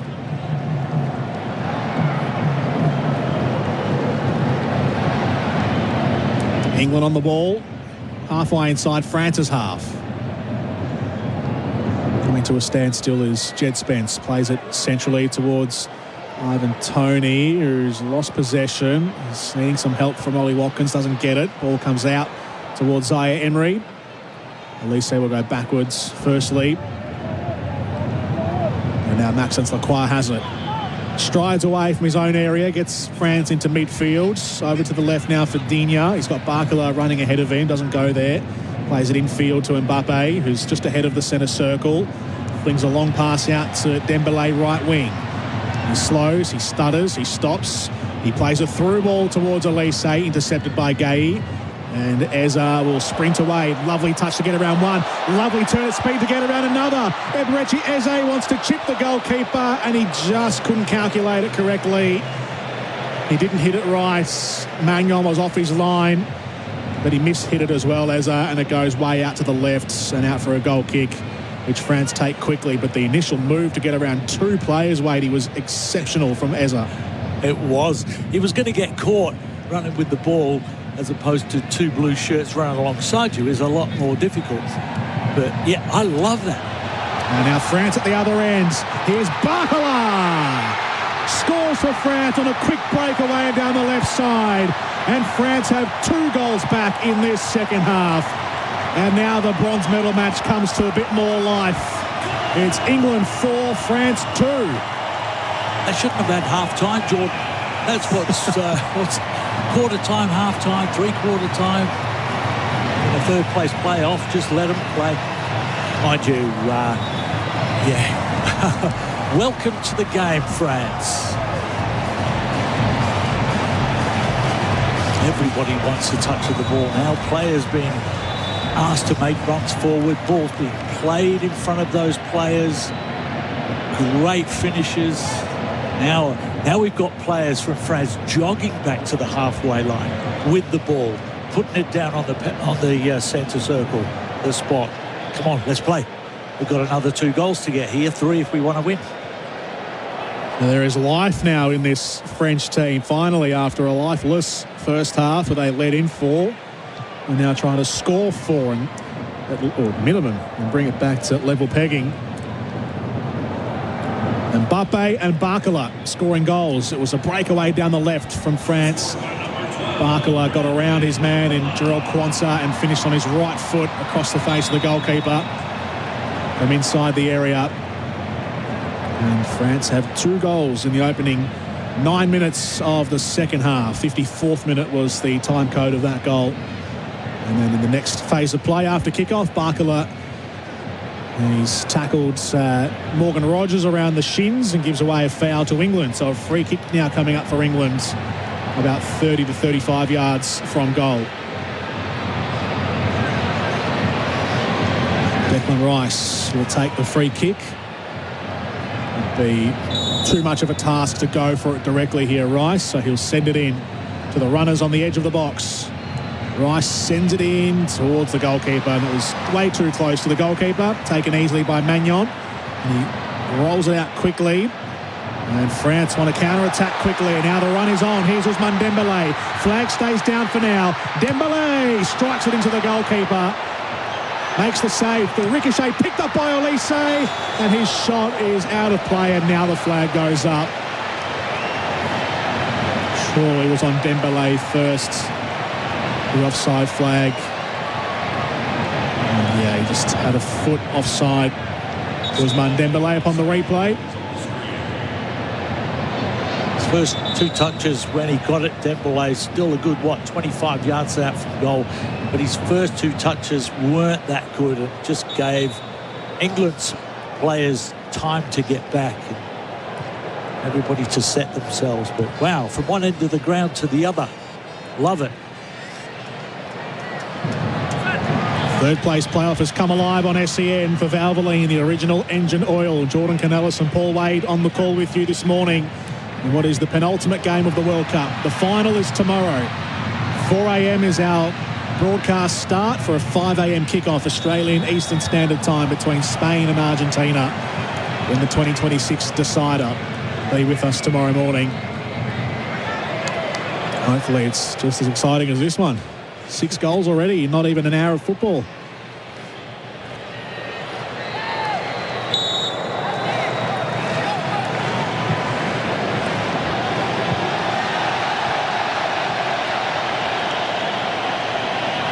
There's a bit to do in midfield here. The reason for the shouting and the cheering was that I think Olise just pumped it into the net from the halfway line whilst the play was dead. So the French fans were cheering on a faux goal, and now play gets underway for real from whatever the issue was with our referee. Jesus Valenzuela from Venezuela, and England's looking to attack down the left. Running at the defences, Jed Spence looking to cut in on his right, but he's stopped by Upamecano, who's glaring around at the defence and midfielders surrounding him. The corner coming up for England. There's not much prize money, you know, Jordan, between third and fourth. I think it's a couple of $1 million, but you would think there was $10 million on the line here. Maybe they did offer them that at half-time, actually, after half an hour. So, wow, the speed of this game is terrific. Is that why we play the third place game? Is it just the difference in prize money between third and fourth? Is that the only reason? Yeah, probably.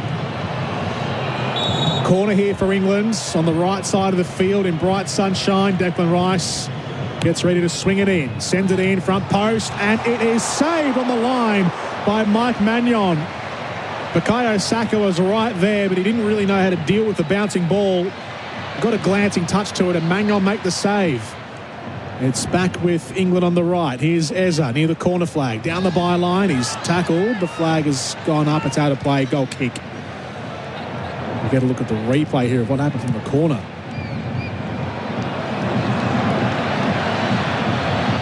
Good stop from Magnon. It was a slight header again from Tony, and then it was Ollie Watkins actually on the goal line. Just sort of glanced off his knee, and Mike Magnon had to make a good save from the initial header.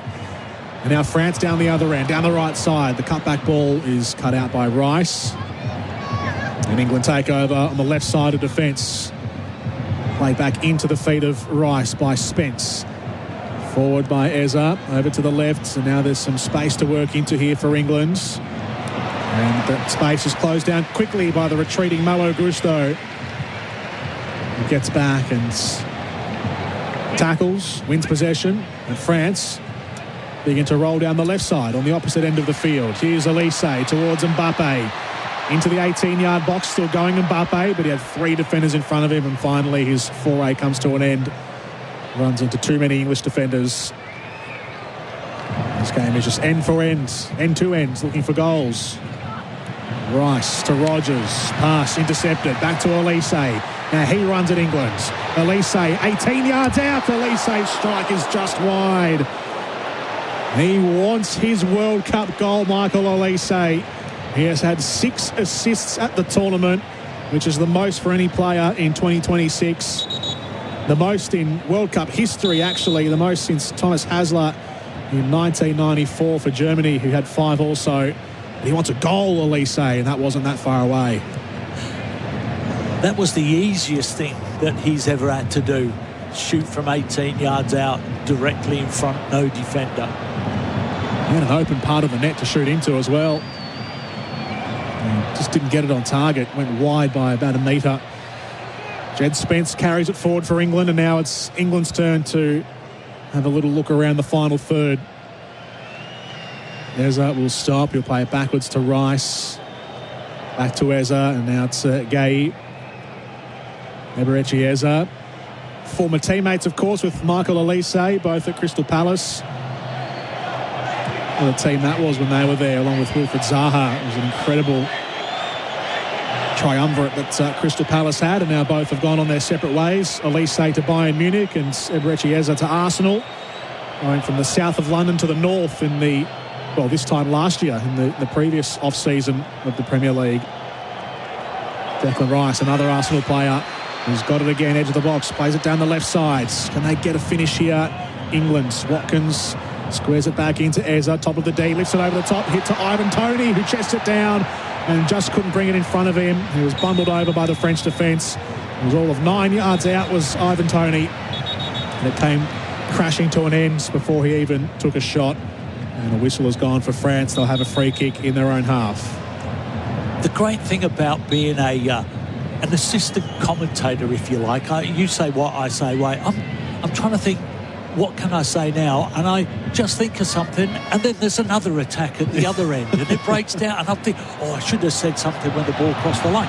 Here they go again. Speak of which, this is the busiest I've been, I reckon, at the World Cup. Yeah. France's attack comes to nothing. England now will throw something forward. It's just it's a basketball match, end to end. Here go England down the left. Watkins plays it in towards Toney. Comes off his knee. Comes back to Watkins. Goes backwards to Eza, 18 yards out, looking to get onto his left. Takes the shot. It's blocked. And headed up and away on the loose bouncing ball by Digne. Collected by Rice. Out to the left to Ollie Watkins again. Standing on the wing. Wants his right foot. Delivers it in towards Toney. Headed away by Digne. Zaire Emery collects at the top of his own box and steers it to Bradley Barcola. He goes backwards to Digne. And now France looking to play a bit more possession here with Michael Elise around the back of the centre circle. Moves it forwards to Bradley Barcola on the left wing. He's inside the final third, still slow, squares it into Mbappe, over to the right to Dembele, cuts onto his left, and his shot is a weak one. Ousmane Dembele should have done way better than that. Struck it straight to the goalkeeper, no issues for Dean Henderson. Elise misses a simple one. Dembele misses a simple one. But again, it's not for lack of trying. Wow. And the England midfield are not stepping on the toes of their defenders now like they were with Argentina. And I know there's not much at stake, but it's this willingness to want to play from both teams. Wonderful. I'm going to pay on the way out as well as the way in because I want to, because this is entertainment. Football Australia Hall of Famer Paul Wade's on the call with us here this morning in the third place match. 65 minutes in, France 2, England 4. England leading 4-0 at half-time. France scored 2 early goals here in the start of the second half. And it's a long-range attempt from Upamecano, and there was a slight deflection that Henderson had to deal with, and he's parried it across to France's left wing. Barcola picks it up. Plays it short to Digne, squares it into Zaire Emery, who waits outside the top of the box. Lots of traffic ahead of him. And they'll go across to Lacroix, and now it's Elise, and over to the right side to Malo Gusto. Doesn't want to cross it in. He plays it short along the ground to Elise. Dembele overlapping as Gusto inside the 18-yard box. He's got it back here, Gusto. His squaring ball is intercepted by England. Mbappe played a back heel flick, which was the least wise option from Mbappe as England take it away quickly and heave it into the opposite half. Watkins goes up and competes, heads it down to retreating French defenders, collect the loose ball from Watkins. France back in possession. And this is what we hoped for in the third place playoff, a game that not many teams want to be in because it means you've lost the semi-final, but at least they're making it a contest here. Lovely interplay from France, and they'll get another goal, and Kylian Mbappe has another one. He scores his second of the game and now has 10 goals at this World Cup. And he takes the outright lead in the all-time goal-scoring record tally for the World Cup with his 22nd goal. It is England 4, France 3, and there is still the best part of half an hour to go, including injury time. Who says that third versus fourth doesn't mean a lot? They're just showing a couple of shots of the crowd there, and if that's brought the joy to France that it has in this stadium, there's nothing like winning, no matter what you're playing for. Deschamps, he's just come out of his box. I think he had a scarf in his hand. He's thrown it down to the ground, punched the air with his fist. He is loving this as well. He'd be loving it more if they got two. There's another chance here for France. A long ball over the top towards Mbappe, but he just couldn't quite fling his boot out at it. He was trying to gymnastically karate kick that one into the goal with defenders all around him, and that was just a stretch too far. And here comes the hydration break. And listen to the noise from the French fans. They want to win this game. This France-England rivalry is on. They do not like each other, these two countries. There's plenty of history between the two of them. And the hydration break will be the last interval of the game, unless, of course, we go to extra time, which we're only one goal away from possibly doing so. Kylian Mbappe, the all-time top goal scorer in FIFA World Cup history with 22 goals and leading the Golden Boot now at this tournament with 10. Paul Wades, we've got one last quarter of the game to go. Yeah. You know what? Somebody said to me, you're only doing third versus fourth on your commentary. How boring would that be? Mate, I am so glad to be doing third versus fourth with you. We are having the best time. Well, I am. And I'm looking at you, I'm thinking, yep, Jordan's having a good time too. And when people walk through that door, if they're working on a Sunday, and they see us having such a good time, they go, well, what's happening with you? Love it every minute of it. Well, this is all you hope for, really, in a third-place playoff, is you want to get plenty of goals, and we've had 7 so far, and we've got more time left on the clock, over 20 minutes still to go, and it's all been France so far in the second half. Let's have a listen to how it sounded so far, with France scoring 3 goals in the last 20 or so minutes. There's Watkins out there, and he's lost possession here as France make a striding run forward. Here's Elise, plays a through ball into Mbappe. Kylian Mbappe does get his goal in this game and takes the outright lead in the Golden Boot race. And now France at the other end. Here's Barcola. Scores for France on a quick breakaway down the left side. And France have 2 goals back in this second half. Not many teams want to be in because it means you've lost the semi-final, but at least they're making it a contest here. Lovely interplay from France, and they'll get another goal, and Kylian Mbappe has another one. He scores his second of the game and now has 10 goals at this World Cup. There you go, as we bring you back live into the Miami Stadium. Those were the second half highlights. So England scored 4 goals in the first half, and France so far in the second half at the hydration break have 3 goals. So from 4-0 to 4-3, England's still leading, but we've still got 20 minutes plus injury time to go in this game. Kylian Mbappe leads the Golden Boot at this World Cup. He's now got 10 goals. He's got the most goals in World Cup history now with 22 goals. So he's gone back and forth with Lionel Messi.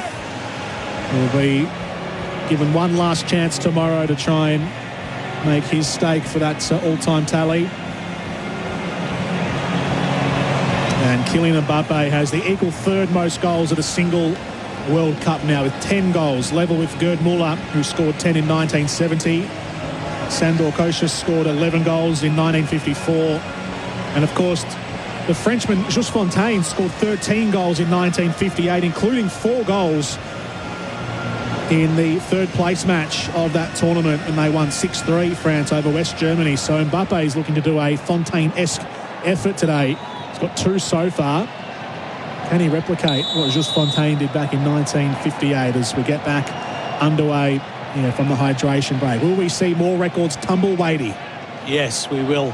He wants a piece of this now because knowing Messi, he's going to score 1 or 2 tomorrow, even if they are set pieces. So, yeah, he'd like 3, no doubt. Hey, the body language going out for the last quarter. France were all out there ready to go, almost set up in positions, and England were walking like they just missed the bus. Just as slow as they could, probably because they need a breather, probably because they are stunned. What was the score? What was it, 2-0? Was it 3-0? Well, it's 4-0. Didn't it? 4-0. They didn't even turn up, did they? The French in the first half hour.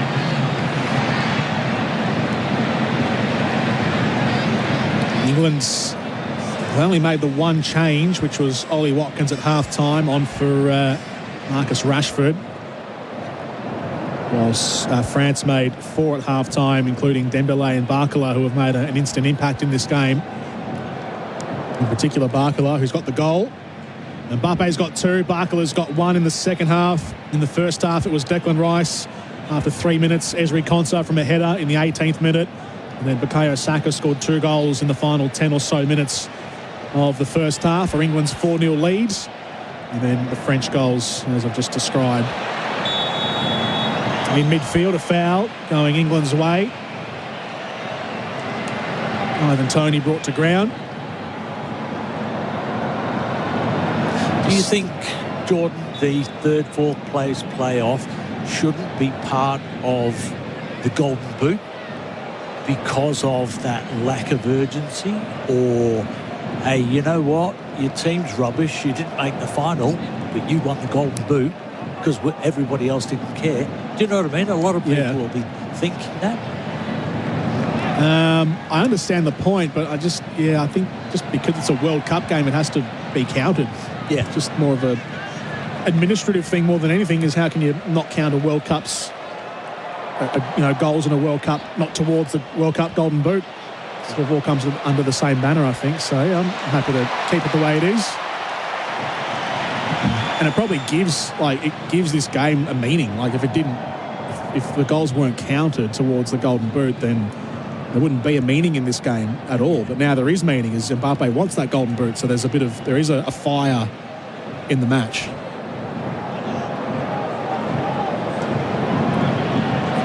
Here you go, France from halfway. Out to the right side. Gousso's got some space. Gets into the final third. Plays the ball into the box. Olise's missed. First time touch on his left foot as it came across his body from right to left.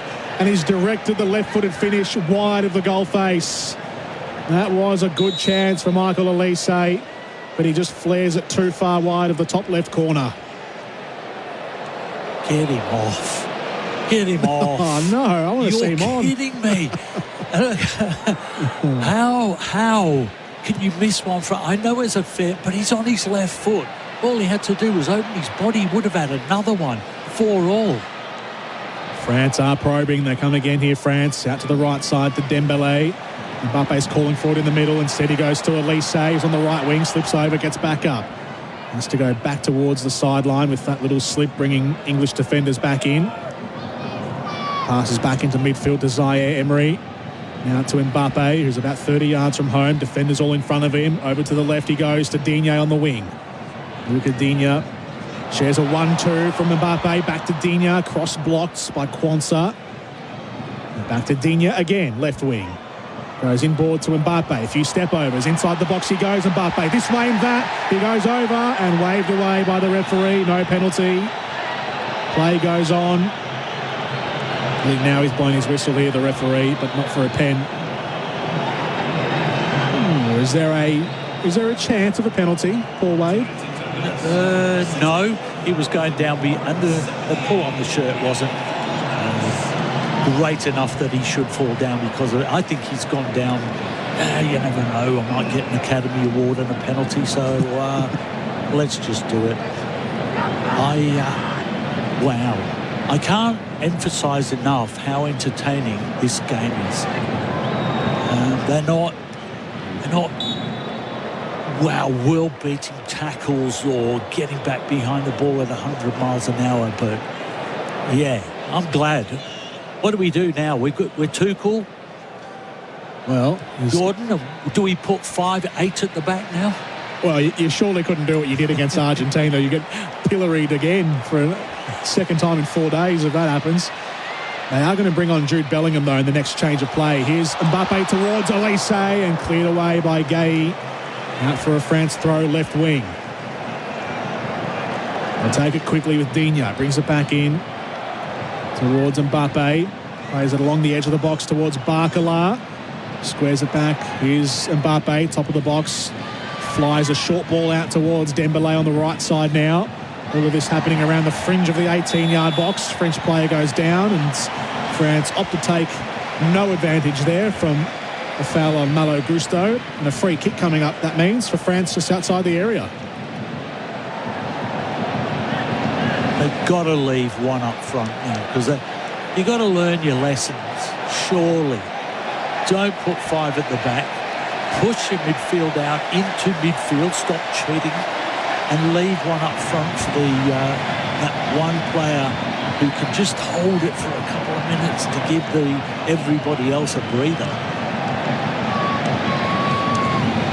A free kick here for France. It's a bit of a distance. It'll be a tricky one to go for directly for Dembélé. He'll swing it in instead into the box. Upamecano was there, but the English defence closed down. Konsa onto Eza and hooked into midfield, where it's retrieved by France in the centre circle. All hands to the pump here for France. They want this equaliser. It's game on suddenly. 4-3 after a 4-0 lead at half-time for England. Barcola to Digne. Short ball into the box. Here's Mbappe again. And his shot was blocked on a very tight angle. It was a hard one to go for from Mbappe. And England, can they finally get it out? Here's Rodgers attempting to carry it forward. He's shoulder to shoulder and having a big part of his shirt grabbed. Ball goes out of play. England's right touchline near the halfway line. And a good piece of each other, actually. The two Aston Villa teammates, Luca Digne and Morgan Rodgers, who aren't going to be teammates any longer. Digne's going to PSG, and Morgan Rodgers, the news this morning was that Chelsea are going to make the signing of Rodgers. 2 changes for England. Eberechi Eza is coming off, and Ivan Toney also making his way from the field. Jude Bellingham is going to come on, as will Elliot Anderson. So 2 midfielders coming on. Well, one central midfielder and another attacking midfielder. I imagine this means Ollie Watkins will go and play in the middle now as the central striker. Do you think there's something wrong with Harry? He's just not got it in him, or will they leave him for another 10 minutes? They might bring him on late. I reckon he's exhausted. Yeah. He's had a big World Cup. Does a lot of running as well, not only as the striker, but comes into midfield a lot, so he's doing a lot of back and forwards running. Here goes England down the other end, though. Here's Watkins, one-on-one with the defender, but out wide on the left. Tight angle, has to get some support. He does through the middle. Rushing forward now. There's a chance for England. They can score. And Bellingham's shot goes straight into the keeper. Follow-up from Rodgers, who's struck into the defence. And Jude Bellingham's first touch in this game was to have a shot on target. But on an acute angle, it was stopped by the goalkeeper. And now down the other end, here go France. Bradley Barcola in the box. Left side, he stops. All of his avenues are closed. He goes to Mbappe. Dinks onto his right foot, squares it up. Elise plays it to Dembele. Back to Elise. He's missed again, Elise. He was just outside the 6-yard box and he failed to hit the target. Could not hit the target, Michael Elise. They tried to serve it up to him on a silver platter and he's pushed it wide right. He was virtually on the penalty spot and missed. How good is that? You know when you take a shot and you miss by a long way and you turn around and you try and look at the grass and go, oh, hang on a minute. That's why I didn't hit it. He's done a calf stretch within 5 seconds of missing that. Oh, yeah, cramped. That's why I missed it. Oh, please. It was me calf. Oh, dear. Here's Michael Elise going to score a World Cup goal. He's had 6 assists or more. Did he get another one? He's got 7 assists now. He assisted the second Mbappe goal as well. So he's had 7 assists at this World Cup, which is the most in yonks, and we haven't had a goal for Elise. And the play has been paused here because I think our referee is cramping. Getting the referee having a rub down on his left calf. Come on, Mr. Valenzuela, what's going on? We've played 82 minutes. It's France 3, England 4. 1 goal in it. And Jarrell Quansah also is down as well. So the physio's going to come out to him and have a look at the England right back.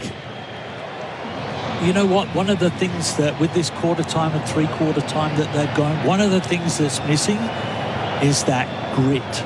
You know, these moments where players are down on their knees, this is where the heart comes in. You know, it's fast game and it's very technical and tactical, but by doing a quarter and 3/4 time, we all understand hard work and being at the edge of exhaustion, but we don't see it very often in this World Cup. But this is showing exactly what it means. Cramps and having to really, really dig deep. I know I hate that cliche, but I'm going to use it. Now, after all of that, does that apply to the referee as well? Reece James is coming on then for Jarrell Quansah, who's not fit enough to continue on. So a change at right back out of necessity by Thomas Tuchel, and he's got one more sub left to make in this game. Both managers do. They've made 4 out of their allotted 5 within the 90 minutes. And so play gets back underway. I believe this is the second highest scoring third place playoff match we've had. We had a 6-3 result in 1958 in that game that Just Fontaine scored 4 goals in. Here's Mbappe from range. It's gone straight to the goalkeeper. It was a long way out from Mbappe. So that was 9 goals collectively. We've had 7 here today. You know what? People who haven't watched this will go, yeah, because they didn't care. These two teams care. Don't you reckon, Jordan? Yeah. They care. The care factor's gone up in the second half. Yeah. It's gone up. England leading 4-3 here on SEN for Valvoline, the original engine oil. And it's in the possession of Dean Henderson, who is goalkeeping today for England, replacing Jordan Pickford in the role. We've played 84 minutes. So we think there's at least probably 10 minutes to go in the game. 6 of regulation, and then hazard a guess at 4, if not more, injury time minutes. Morgan Rogers on the left, gets the overlap from Jed Spence, brought down in the box, penalty. Penalty for England. Easy one to give by the referee. And England's might be afforded the chance here to seal the game once and for all if they can convert from the spot. Malo Gusto brings down Jed Spence in the box. Spot kick coming up. Get Harry Kane on. Can you substitute halfway through a penalty shootout? Or a penalty, I should say. Yeah, he could. A stoppage in play, you probably can. Yeah. That was a very late tackle. He was going for the ball, but good couple of steps late. But they're desperate. This is emphasising the desperation to keep the ball out the back of the net.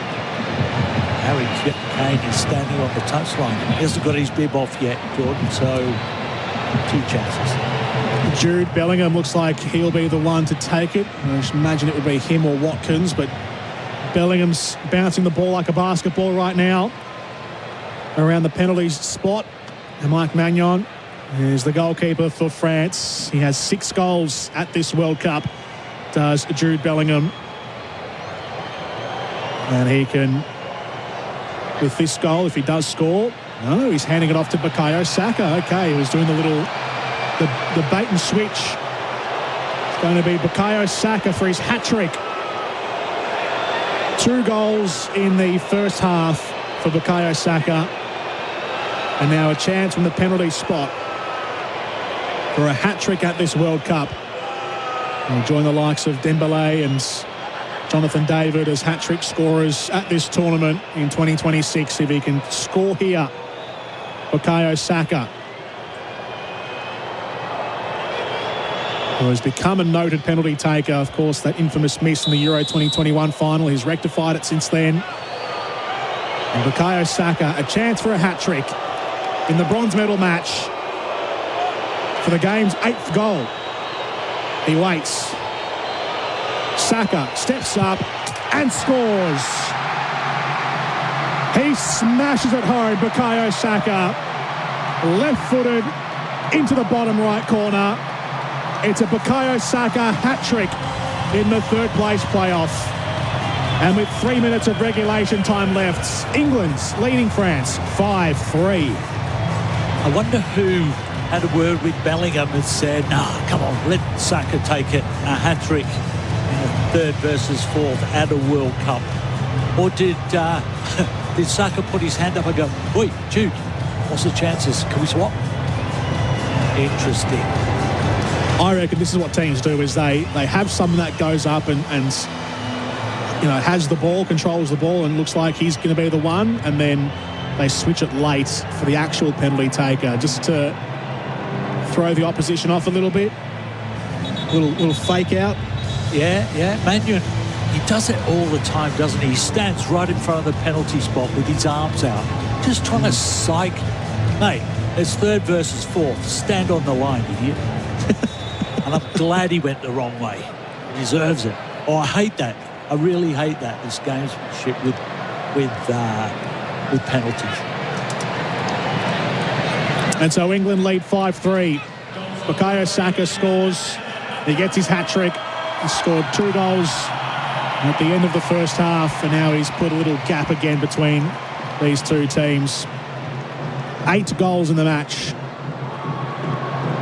And these teams won't sit back and defend now. It's the 3rd place match. Just go all out and see how many goals you can score in the little time that does remain. 2 minutes to go in regulation.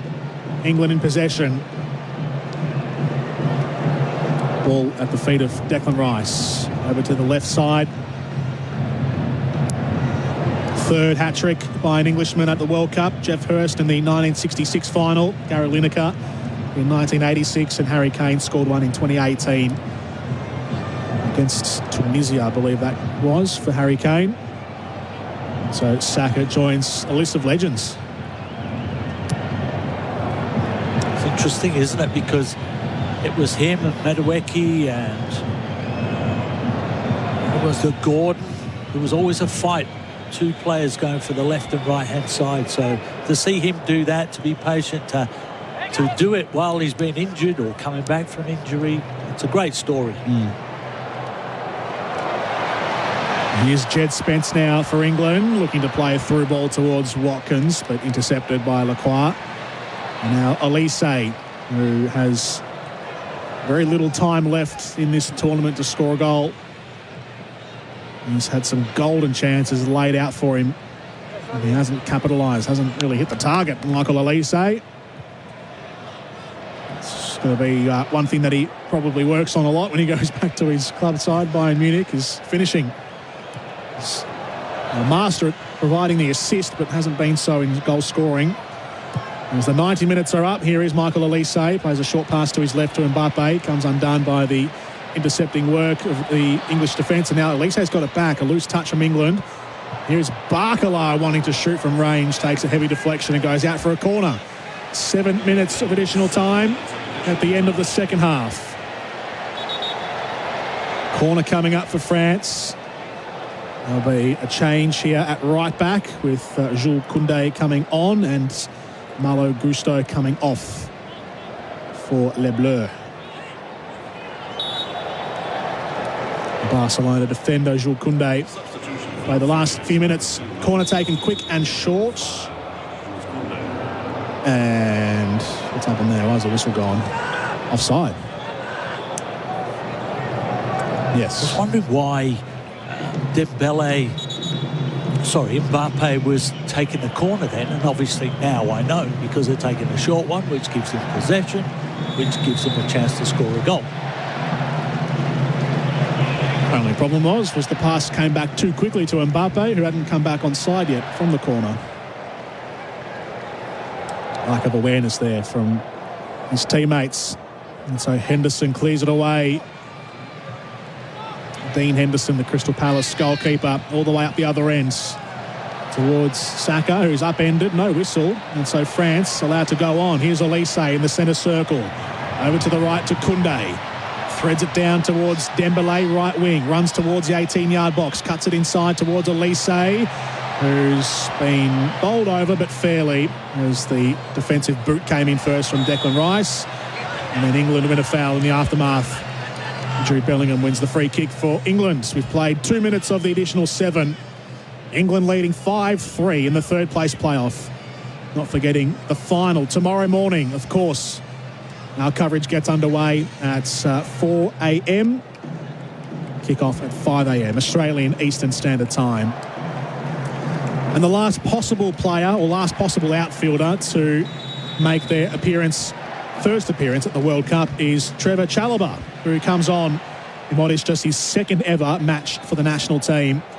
The Chelsea defender, 27 years of age. He was a late inclusion into the squad, replacing Newcastle's Tino Livramento on the eve of the World Cup, who Livramento went out with injury. And he gets his first few minutes here, does Trevor Chalobah. Kobbie Mainoo was in the team as well, but wasn't able to play today with an injury, so he never played a minute. But otherwise, all other outfielders have played. Now France down the right side. Here's Dembélé, cuts it in. Centre side by Gay, picked up by Koundé. Back to Dembélé. Inside the 18-yard box again, looking for Elise. Comes out to him, edge of the area. Elise just took too long and didn't see the defender on his blind side. Jed Spence will clear it away for England. Retrieved on halfway by Upamecano. Steered forward towards Mbappe. Looking for the through ball towards Elise. Goes out wide instead. Here he is, Elise, trying to dart his way around. And Jed Spence holds him up and again sinks his boot into it and sends it down towards Magnon. And they go again here, France. They do. Into the right wing towards Elise near the corner flag. He's got Koundé running in. The play's going to be stopped here as Jed Spence is down. And the referee calling for the physios to come over and have a look at Jed Spence.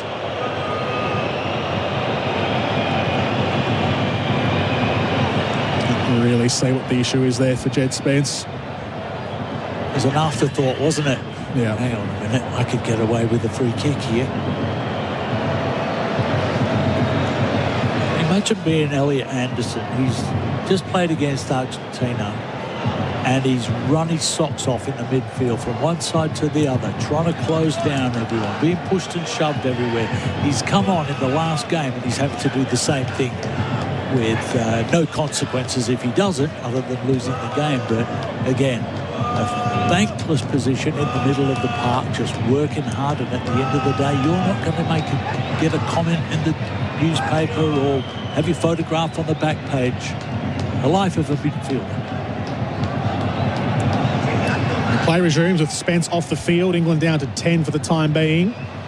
We've used up all their substitutions. And we've got 2 minutes plus whatever time gets added on top of injury time here left to go. Here's Jude Bellingham, who wriggles away from a space in midfield, but his momentum was carrying him forward and he goes tumbling over. And France stick their boot into it. They had it for a second, then lose it. Now England have it back again with Declan Rice in the centre circle. His pass was misplaced. France can counter-attack. Upamecano steps out. Lovely through ball towards Dembele on the right. Inside the area, Dembele! Ousmane Dembele scores. And it's 5-4. 9 goals in the match. Equal most goals in a bronze medal match of all time. And there is just a bit of time left for France to try and level things up. It's France 4, England 5.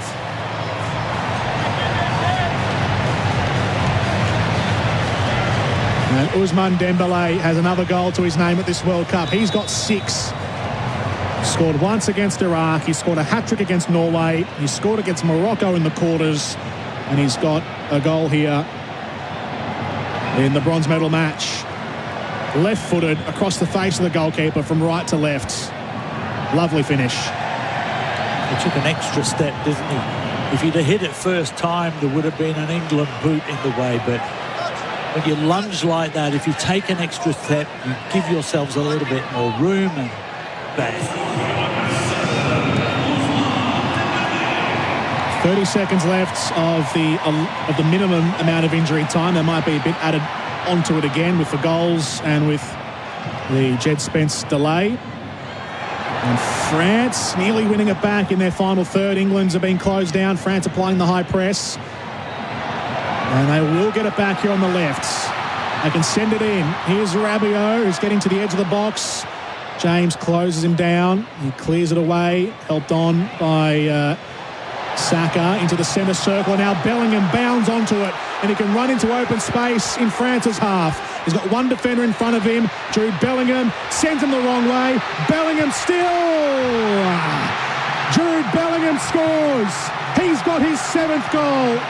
The most in a single World Cup by an English player. 7 goals in the tournament. It's England 6, France 4. 10 goals in the game. The highest scoring bronze medal match ever at the World Cup. And Jude Bellingham receives the plaudits at the very end.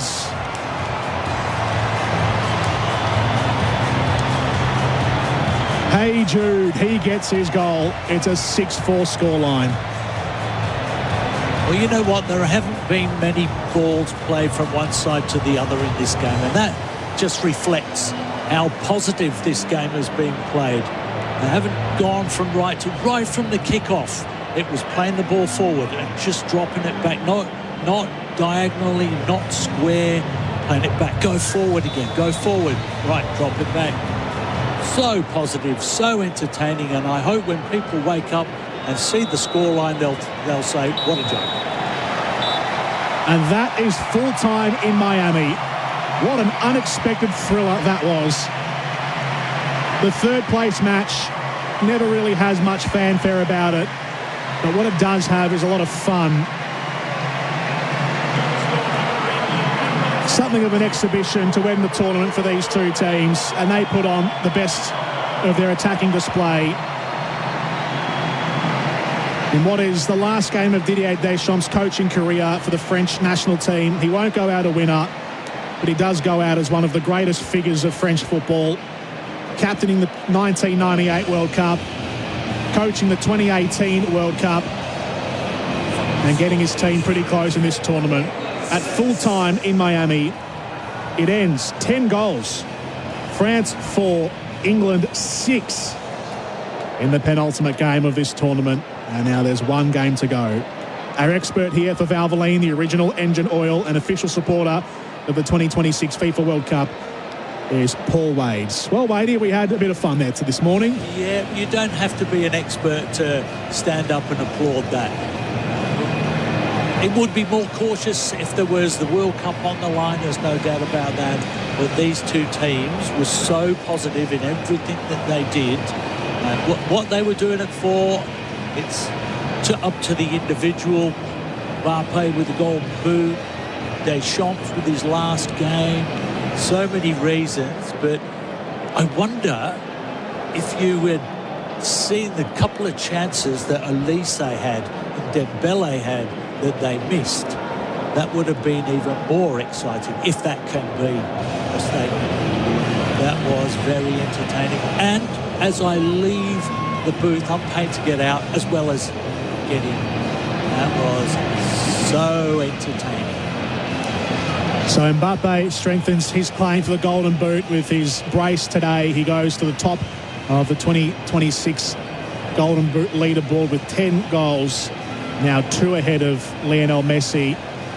The challenge has been thrown down to Messi tomorrow in the final if he can try and stake his claim again for the Golden Boot, or at least for the all-time record, because with those 2 goals, Mbappe usurps Lionel Messi as the all-time greatest World Cup goal scorer.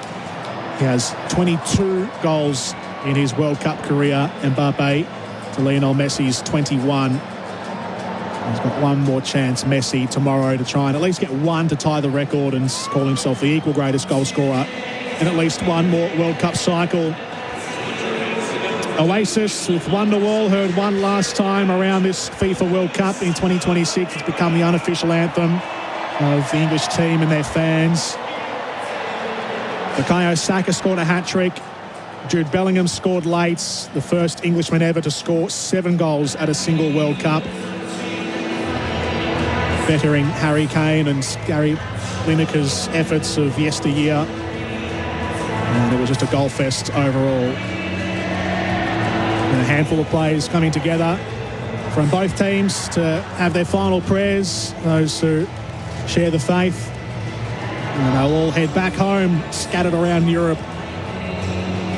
And we'll get ready now for the club season. This is the swan song for these 2 teams, and the swan song for, as I said, Didier Deschamps. And as you said, Wade, it could be Harry Kane's swan song as well. Who knows if he's going to be back in 4 years. He'll be 36 in 2030.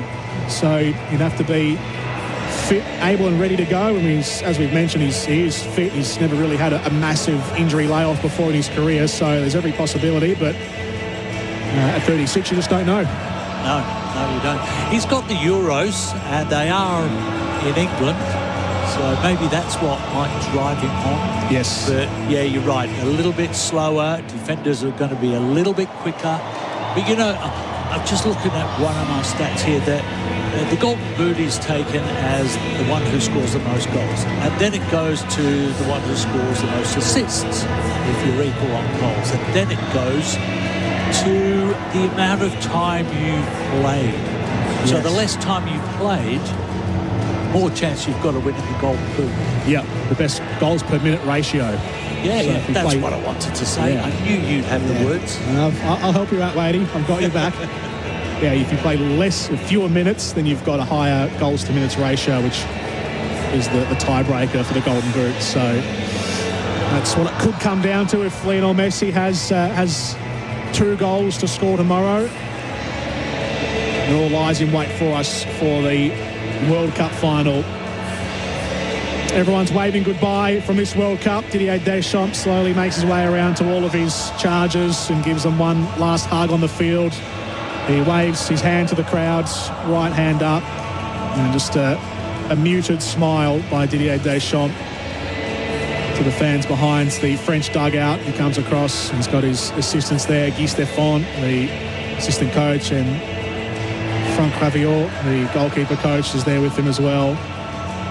Together one last time before Zinedine Zidane takes over as the French boss, which was confirmed overnight. So he'll be the next manager for France heading into the Euros.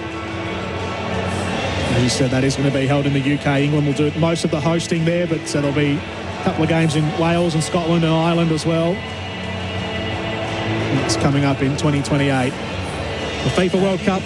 Sorry, can't No, you go. You go, Wadey. How do you think Deschamps will be remembered? Because I heard somebody rip him apart for his lack of... he didn't have a plan B in the last game. And, he really has got no tactical nous. And it was so negative. And, you know, I was coached by Ferenc Puskas, who's considered one of the best 10 players in the world. Mate, he would not have got his A licence or his pro licence. But what he did have was a philosophy that whoever I pick, I want you to go out and play. just pass the ball and move and pass and move. And if they score 8, we'll score 9. I just think with Didier Deschamps, is it all about man management? Is it all about the freedom to do what you like? Because they have some very, very skillful players. It's interesting how people consider our manager good. Nobody can argue with the stats, though.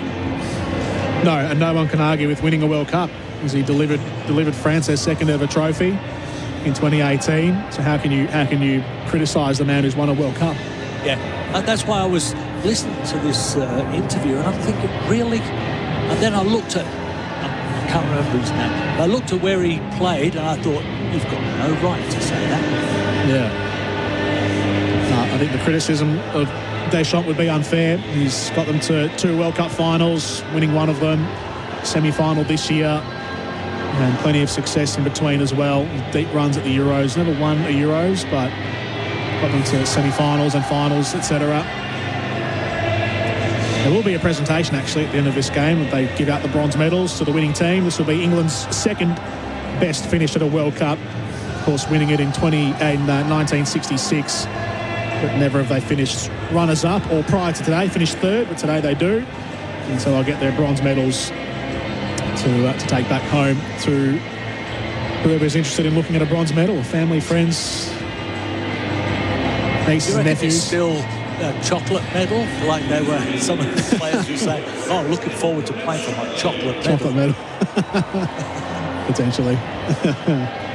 All right, we will take a break here on SEN. We'll come back after this while the dais gets set up. We'll take as much of the ceremony as we want from the third place match, and we'll dissect the game and preview tomorrow's final here with Paul Wade on SEN's coverage of the 2026 FIFA World Cup, brought to us by Valvoline, the original engine oil. Thomas Tuchel comes across and shares a hug with Kylian Mbappe before doing his interview.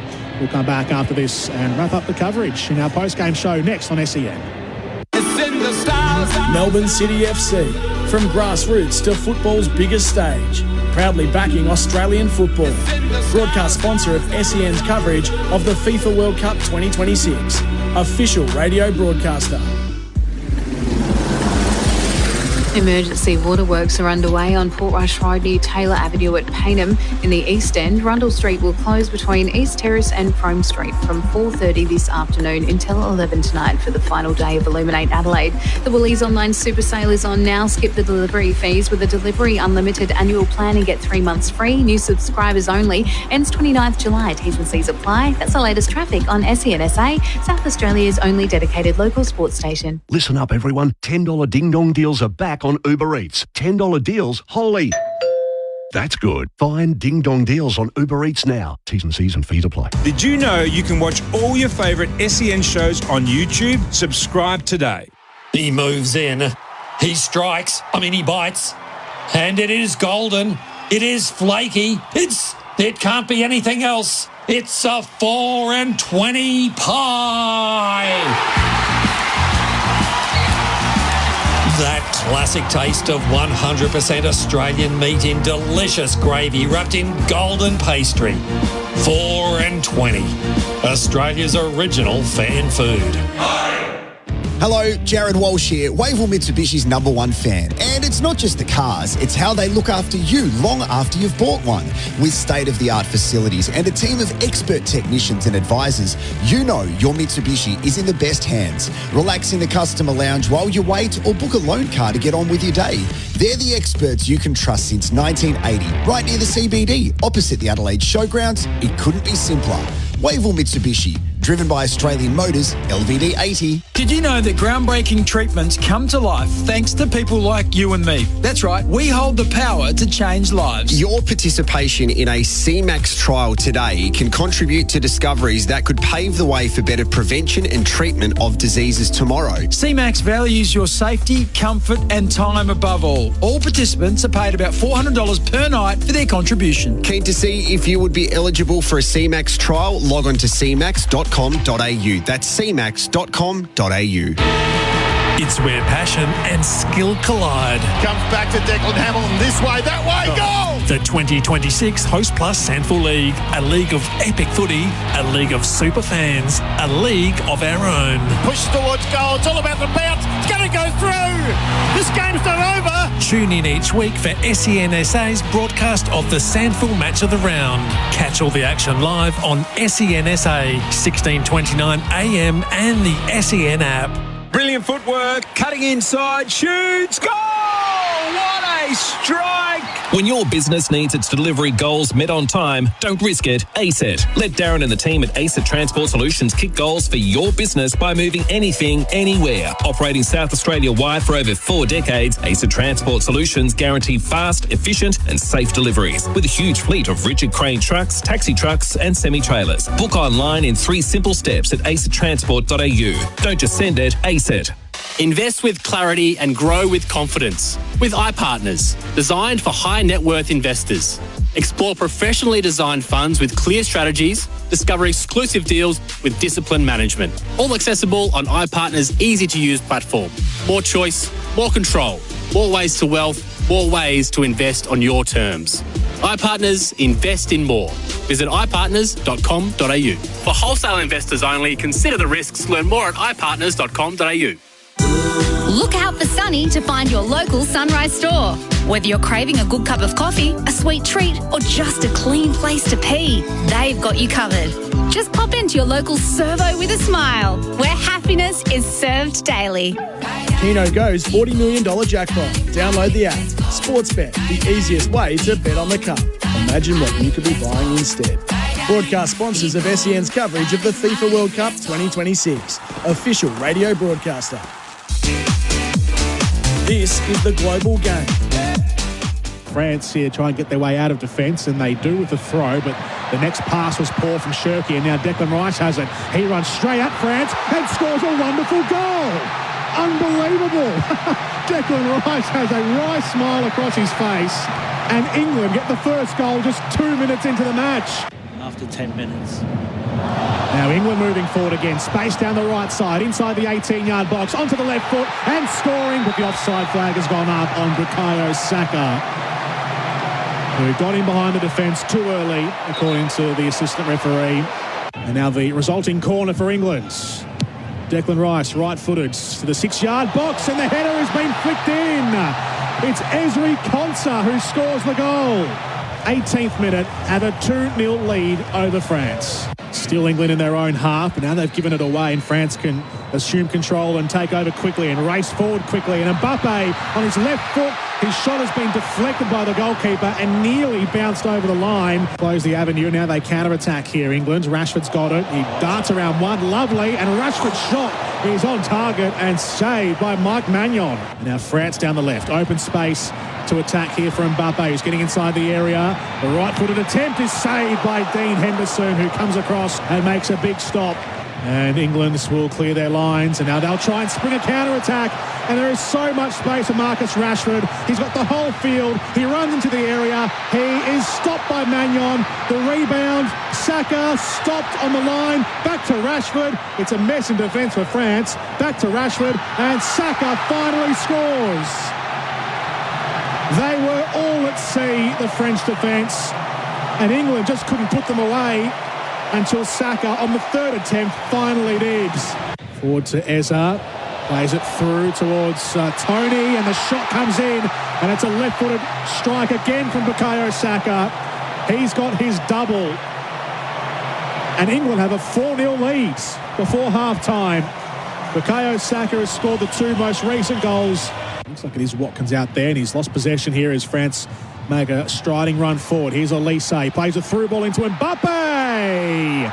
Kylian Mbappe does get his goal in this game and takes the outright lead in the Golden Boot race. And now France at the other end. Here's Barcola. Scores for France on a quick breakaway down the left side. And France have 2 goals back in this second half. And France want to counter-attack quickly. Now the run is on. Here's Ousmane Dembélé. Flag stays down for now. Dembélé strikes it into the goalkeeper. Makes the save. The ricochet picked up by Olise. And his shot is out of play. And now the flag goes up. Corner here for England on the right side of the field in bright sunshine. Declan Rice gets ready to swing it in. Sends it in, front post, and it is saved on the line by Mike Magnon. Not many teams want to be in because it means you've lost the semi-final, but at least they're making it a contest here. Lovely interplay from France, and they'll get another goal. And Kylian Mbappe has another one. He scores his second of the game and now has 10 goals at this World Cup. Dinks onto his right foot, squares it up. Elise plays it to Dembele. Back to Elise. He's missed again, Elise. Morgan Rogers on the left gets the overlap from Jed Spence. Brought down in the box. Penalty. Penalty for England. And Bukayo Saka, a chance for a hat-trick. Saka steps up and scores. And with 3 minutes of regulation time left, England's leading France 5-3. Stick their boot into it. They had it for a second, then lose it. Now England have it back again with Declan Rice in the centre circle. His pass was misplaced. France can counter-attack. Upamecano steps out. Lovely through ball towards Dembele on the right. Inside the area, Dembele! Ousmane Dembele scores. And it's 5-4. He's got one defender in front of him. Jude Bellingham sends him the wrong way. Bellingham still! Jude Bellingham scores. He's got his 7th goal. The most in a single World Cup by an English player. It's England 6, France 4. And that is full-time in Miami. What an unexpected thriller that was. At full-time in Miami, it ends 10 goals. France 4, England 6.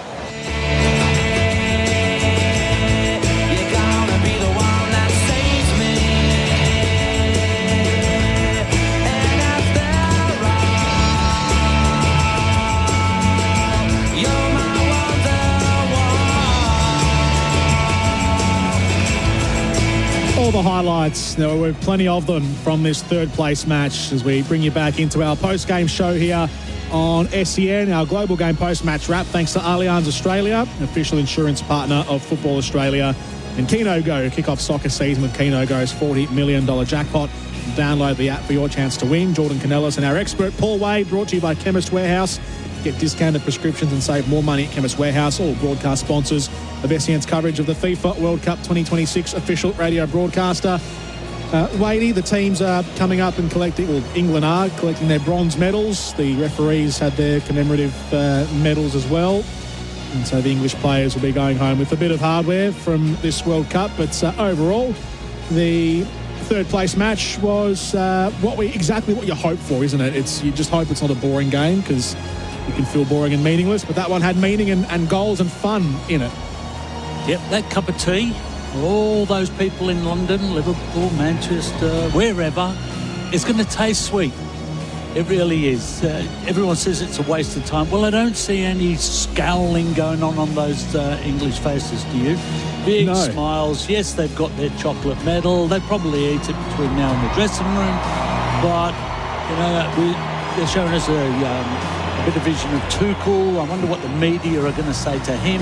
Will they harp on what happened in the last game? I'm so pleased that every one of them gave what they did because it's important. I think this is an example of how important the third and fourth playoff is because you win. Is that Jordan Henderson going back up on the stage there after breaking his arm? No, it's not him. I can't tell who that is. I'm not sure. All right, it looked like him. How about this lookalike? New England have all collected their bronze medals. Yeah, none of them have taken it off in disgust by any means, which is good. They've all got up on the dais with their medals around their necks, their bronze medals, and have taken a very happy team photo of England. So they'll go off at least on some sort of a high after winning that game and scoring plenty of great goals with them as well.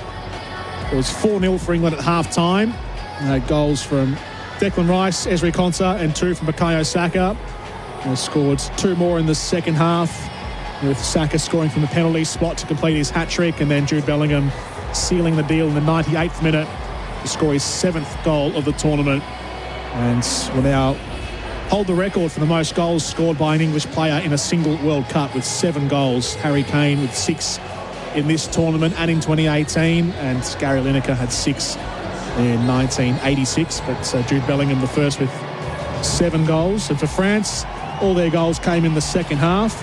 Kylian Mbappe scored twice, Bradley Barcola scored once, and Ousmane Dembélé scoring once as well. But importantly for Mbappe, for the records and for the race for the Golden Boot, his brace means that he has now 10 goals at this World Cup.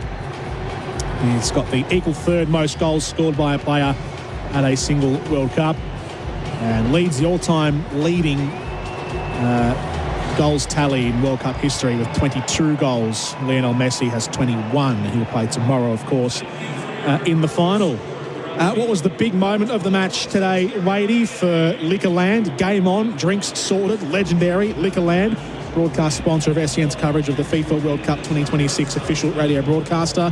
What was the big moment of the game? I think I'll stick with what happened. Well, 2 moments, actually. When I said at half-time, I thought Saka's calamitous goal, after everyone, including the goalkeeper, might have had a crack at that, but Saka was the one who put it in the back of the net. And I thought Rice, the surprise on his face that he'd scored a goal. That seems what I read into it anyway. But yeah, so many of them, but I think those 2 are a little bit special. Dembele scoring a goal. It's always nice to see a smile on his face. I think he does that even if he doesn't score a goal, but seems to be enjoying himself at the moment, except for the result in the last game. The big moment of the match. What about the did you see that moment of the game? SEN says yes to going out after the game with DD. Cheap trips so you can do more. DD, broadcast sponsor of SEN's coverage of the FIFA World Cup 2026 official radio broadcaster. Was there something a bit odd, a bit unusual, an unbelievable sight of some sort that you that you picked out from today's game? There was plenty of opportunity. All the goals. No, Deschamps being hugged like they really meant it by England players, because they realised that, you know, an era's come to an end, especially Harry Kane. They embraced for quite a while. And Tuchel doing the same thing. It's such respect. And we always talk about the goal scorers and assists, but the managers play a huge part. And we'll keep remembering those stats for years, won't we, when everybody else tries. Did you see that moment? SEN says yes to going out after the game with DD. Cheap trips so you can do more. DD, broadcast sponsor of SEN's coverage of the FIFA World Cup 2026 official radio broadcaster. You've got a whole raft of goals to pick from, Wadey, for our goal of the game. It's hard to try and remember them all. Which one did you have as the goal of the game? I'm going to be so boring here and say it was Saka's, because that's all the bit. And you did. It was a great call. Which one? He tries and he tries. The first one. The first one, okay. He tries and he tries, and it was exciting. He did score a hat-trick, Bukayo Saka, so it was, you had to pick from one of them, and he picked the first one. Let's have a listen to how that chaotic first Bukayo Saka goal sounded to make it 3-0 at that time for England. And England will clear their lines, and now they'll try and spring a counter-attack, and there is so much space for Marcus Rashford. He's got the whole field. He runs into the area. He is stopped by Magnon. The rebound, Saka stopped on the line. Back to Rashford. It's a mess in defence for France. Back to Rashford, and Saka finally scores. They were all at sea, the French defence, and England just couldn't put them away until Saka, on the third attempt, finally did. That was how it sounded. It was a chaotic goal, but Bukayo Saka finally getting it, and that was the first of his hat-trick in this match. The fourth English player to score a hat-trick at the World Cup after Jeff Hurst did it. Gary Lineker and Harry Kane have all scored hat-tricks, and Bukayo Saka joins a illustrious crew of English goal scorers. The English coaching staff, technical staff, are coming up onto the stage as well to have their photos taken now upon their farewell. What does